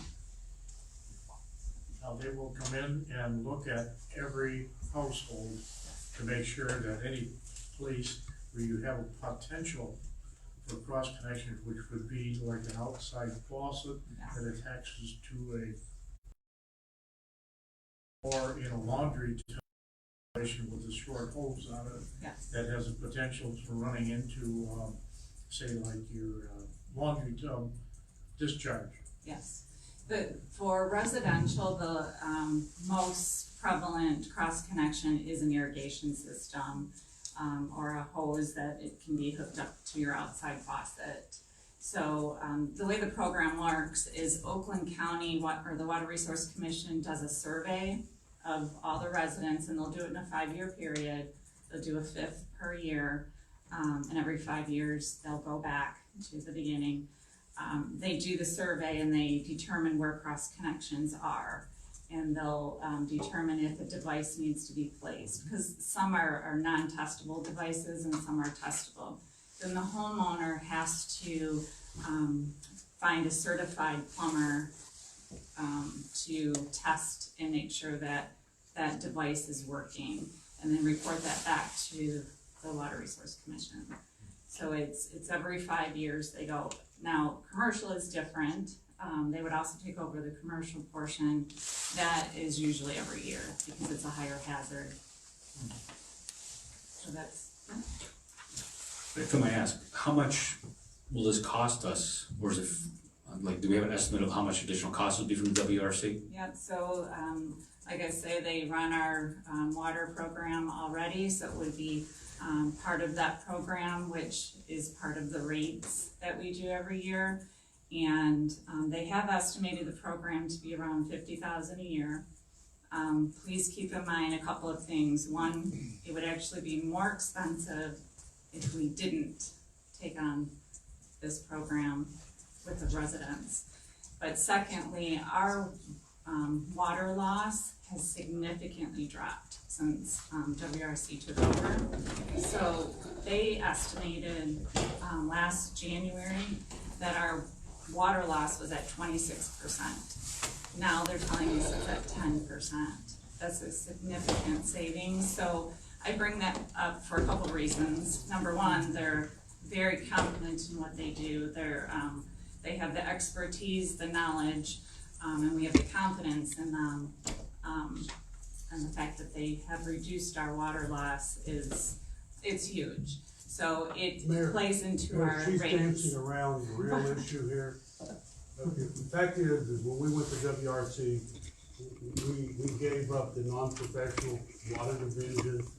It was costing the taxpayer and the water use hundreds of thousands of dollars. This council made the decision, they fixed it. She just talked about 26% to drop to 8%. Tell them how many dollars that is. That's what the taxpayers want to hear. How many dollars in savings does that amount to for those people? By getting in professionals as opposed to non-professionals. Tell them the dollars. Don't tell them the It's just under $250,000 in revenue. You hear that? $250,000 last year. The loss in the revenue. In terms of lost revenue. That's what you were dealing with. So 50,000 versus the savings, that money is gonna be put to use for a whole lot of other things. Maybe some of those sidewalks that other people are talking, all that. But we have to professionalize, and that goes with cross connection. We've done it with WRC, this council, they sucked it up.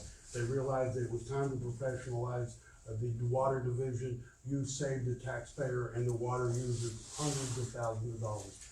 We have no way of going back and knowing when the water loss started and how many dollars were lost, but it's significant. If 1 year was almost $250,000, then how far back was that? Ask yourself that if you've been a taxpayer and a water user for a while. That's where we are. That's why we're moving ahead, and that's why we want you to pass this on first reading at cross connection, even if it's $50,000. And the state of Michigan is cracking down, as you know, that our water supply is, hot topic. It's a hot topic. It has to be addressed. Almost $250,000 saved by going professional. That's what you need on all aspects of your water. Okay. Do we have a motion on the floor to approve first reading? I'll support it. Okay. Do we need any further discussion on it? I do, Madam Mayor. Yes. On page 103, section 82-81, paragraph A, the right to access property. I had an issue with this other ordinances as well. I'm not a fan of ordinances like this that says the representatives of the department have the right to enter any property served by connection. The refusal shall be deemed evidence.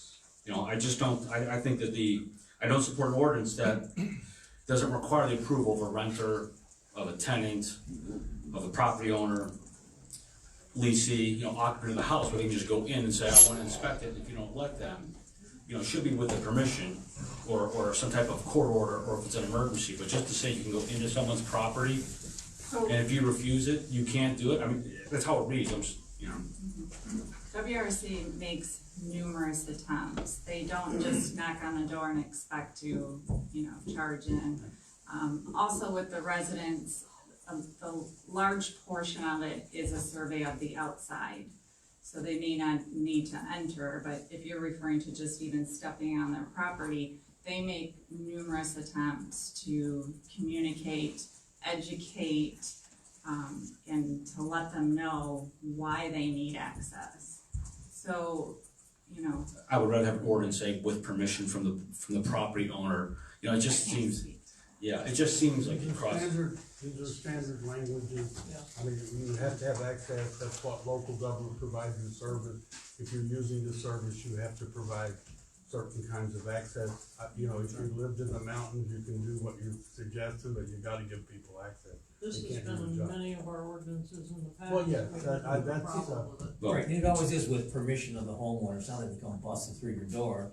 They knock, they ask, You know, if they don't let you in, they ask again, they come back again, they ask again, and eventually, then they have to take some form of action to get access to your house. So let's amend the ordinance to reflect that with permission, and then if they don't, then you get it through, if it's an emergency or something. I'm just not a fan of an ordinance that says, allows them the right to enter, and if you refuse them, some people, I mean, just because we've done it in the past doesn't make it right, and I voice my opinion on ordinances, just like enter someone's premise on request. I mean, ask for permission. I'm sure 99% of people say yes. I just don't like an ordinance saying that you can just demand, if you refuse, you're deemed guilty.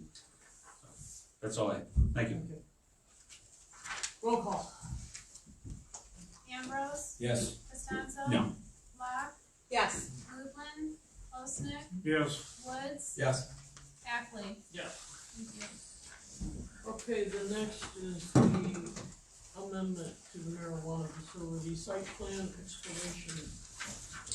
Yes, what is before you for first reading is a proposed amendment to the zoning ordinance that would amend the site plan expiration provisions applicable to marijuana facilities under section 2150 of the zoning ordinance. As I previously explained, the marijuana facility ordinances 180-day expiration period that applies to the plan approval for those types of facilities. All other developments, all other site plans in the city have a 1 year period in which the developer can pull a building permit within that 1 year period of time. As we had a case here before you just earlier today, which demonstrates the difficulty that the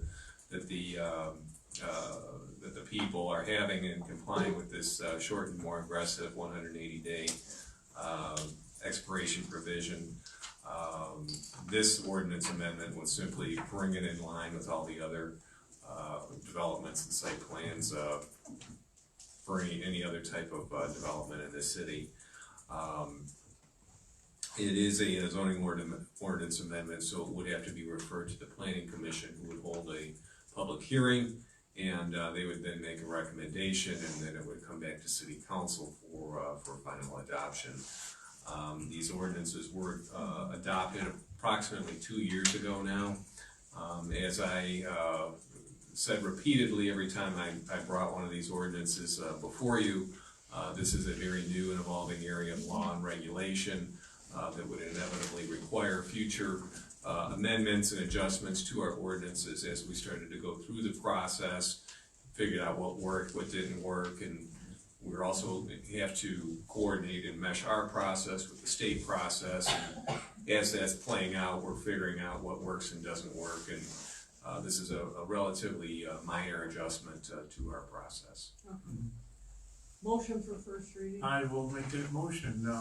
An ordinance to amend chapter 51 zoning of title 5 zoning and planning to city of Walled Lake zoning ordinance to amend article 21 general provisions section 21.50 marijuana facilities by amending the site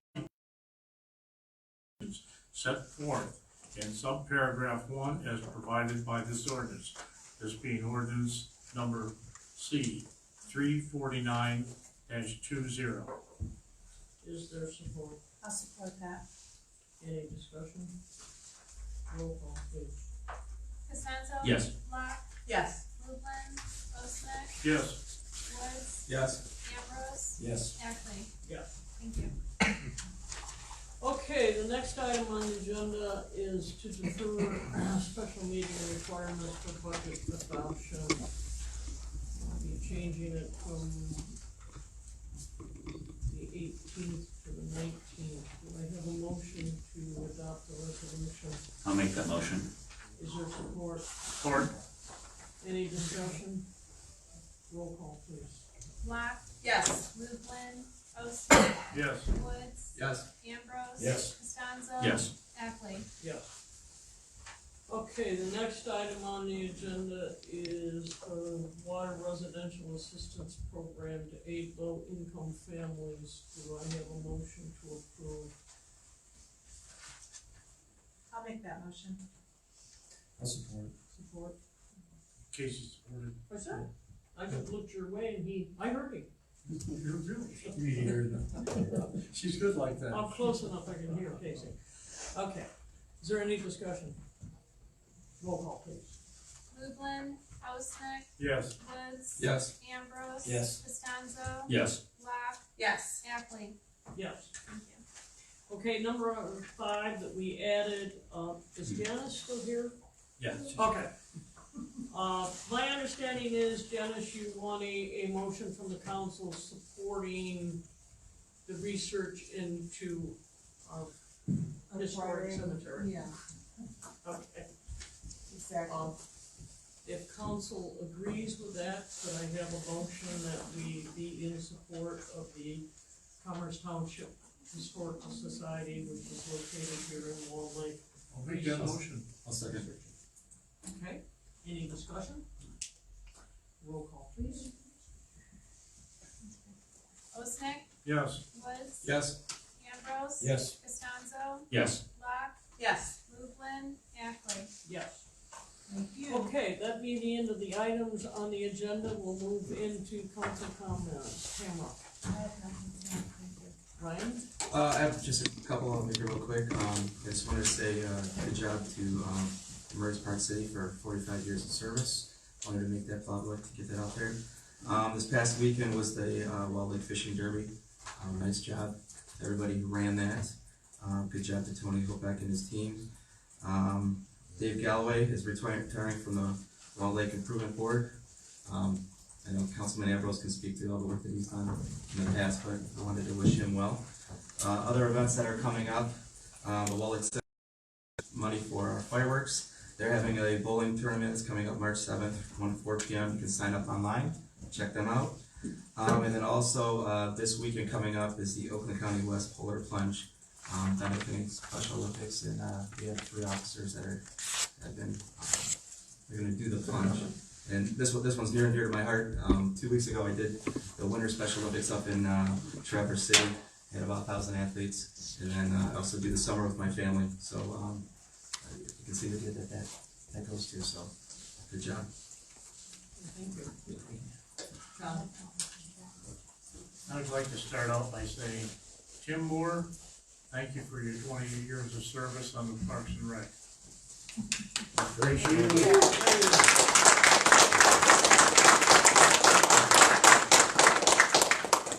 That's the extent of my comments. Gabe? Yes, just a quick update for everybody here and at their home.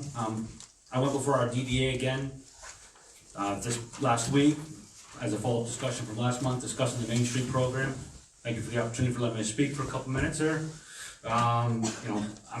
Spoke about the economic opportunities, what the DDA does, as well as what the Main Street program does. I mean, the Main Street folks are the experts. They offer a lot of programs that are free as part of the program, whether it be the Main Street 101, their different classes that they offer, the Main Street 201 and the 4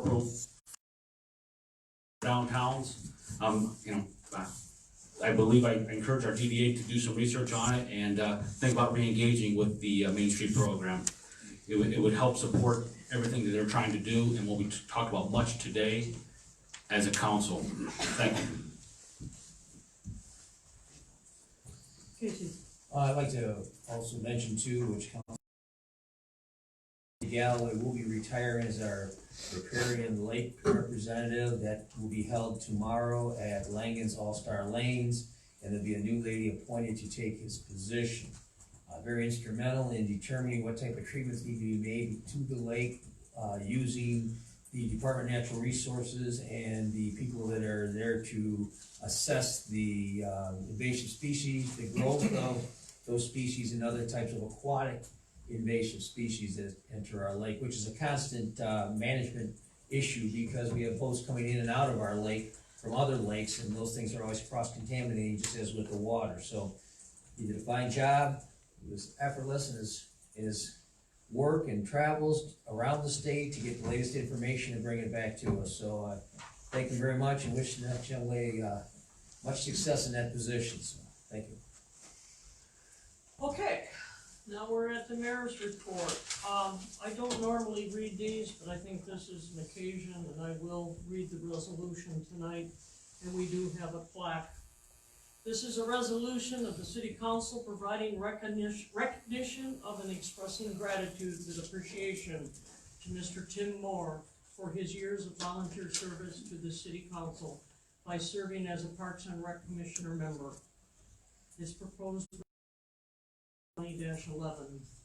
At a regular council of the city of Walled Lake, Oakland County, Michigan, held in the council chambers at 1499 East West Maple, Walled Lake, Michigan, 48390, on the 18th day of February 2020 at 7:30.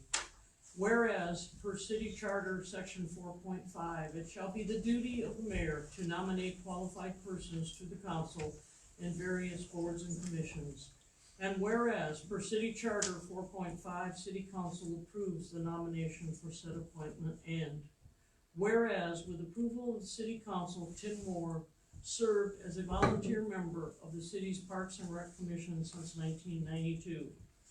And whereas, during his 28 years of service with the Parks and Recreation Commission, Mr. Moore has participated in the process of many successful events and projects throughout the city. And whereas, as a member of the Parks and Recreation, he participated in the process of updating the city's Parks and Recreation Master Plan document. And whereas, Mr. Moore has volunteered many hours of time as Parks and Recreation Commission member, providing valued input into shaping the city of Walled Lake's appeal with the implementation of Parks and Recreation Master Plan document. And whereas, Mayor Linda S. Ackley has requested that Tim Moore be recognized for his services. Now therefore be it resolved, the city council recognizes and expresses sincere gratitude and appreciation to Mr. Tim Moore for his 28 years of service to the city council, to the city, and to the citizens of Walled Lake. So at this time, I would ask for a motion of city council. I'll make the motion. Approve this resolution. I'll make that motion. Support. Support. Roll call, please. Woods, Yes. Ambrose. Yes. Wisconsin. Yes. Locke. Yes. Lublin, Osnick. Yes. Ackley. Yes. And Tim, if you would come up front and accept the flag.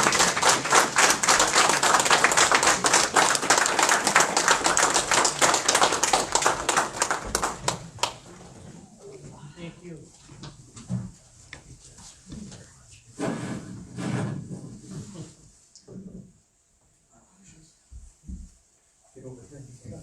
It's all right, you gotta go one direction or the other. Thanks, Tim. You know, really, what I'd like to do is I'd like to thank the citizens of Walled Lake. And I've had 2 mayors, I don't know how many city managers, A lot. but they have all supported me, the police, the fire department, DPW, ladies in the office, they've all been very helpful, and I just want to thank you all. Thank you. Thank you.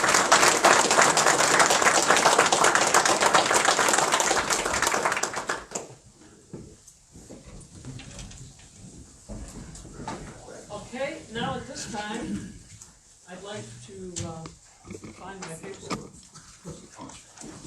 And I'll make some out here. Okay, we have in attendance tonight, I think he's still here. Is Giovanni still here? Oh, there you are, okay. You moved on me, you're on the other side. Okay, Giovanni Johnson is, well, he went to one of our Walled Lake schools, left for a little while, came back, and he lives here in Walled Lake in Wimbledon.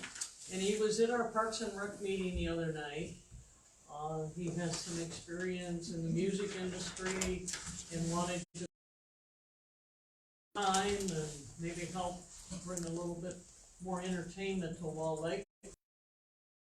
Put you on the Parks and Rec Commission because we do have a couple of vacancies. So at this time, the mayor is nominating Giovanni.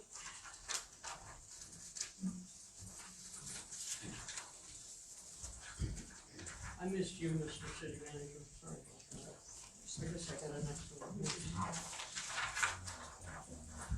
So I am nominating him. A vote of council to adopt the resolution appointing Giovanni to the Parks and Rec Commission. I'm gonna make the resolution. I'll support. Roll call, please. Ambrose. Yes. Costanzo. Yes. Black. Yes. Lublin, Osnick, Yes. Woods. Yes. Ackley. Yes. What Okay. resolution number is that? You're on. 12. You're on. And we do have 2 vacancies. And is Bob hiding out there? There he is, okay. Mr. Robertson, our former Parks and Rec Planning Commission ZBA council member, has expressed interest in still helping out the city. So I asked him if he would like to take one of the other vacancies on the Parks and Rec, and he has agreed. So you have my nomination for Mr. Robert Robertson for Parks and Rec. I'll make that motion. I'll support that. I'll support the resolution. Okay. Roll call, please. Costanzo. Yes. Black. Yes. Lublin, Osnick. Yes. Woods. Yes. Ambrose. Yes. Ackley. Yes. And it might be a little bit too soon to announce because it's not too organized yet and we're working on it. But at the Parks and Rec Commission, I brought up that the local Cub Scouts, Weblos, one of the mothers has asked if the city would participate in sponsoring a Special Olympics for the immediate area and some of the surrounding communities, because I did not know that the Walling Schools has the largest special needs population of any school in the state of Michigan, and they do not sponsor a Special Olympics. So we're working on it. She's supposed to come back to Parks and Rec. I have asked Mr. Woods, our resident expert on the Special Olympics, if he will help out, and I know we have a few police officers that are kind of pros at it too. So I'm hoping it comes to fruition. I'm not sure when we're gonna have it, but I'll be asking everybody to help out, and businesses, and see what we can do for our young children in the community that do have special needs, but want to join some of the fun events. I think we can make it a good day for them. So hopefully we can get there. And at that, I believe that is all I have. So with council's permission, we'll adjourn for the night. Got it. Got it.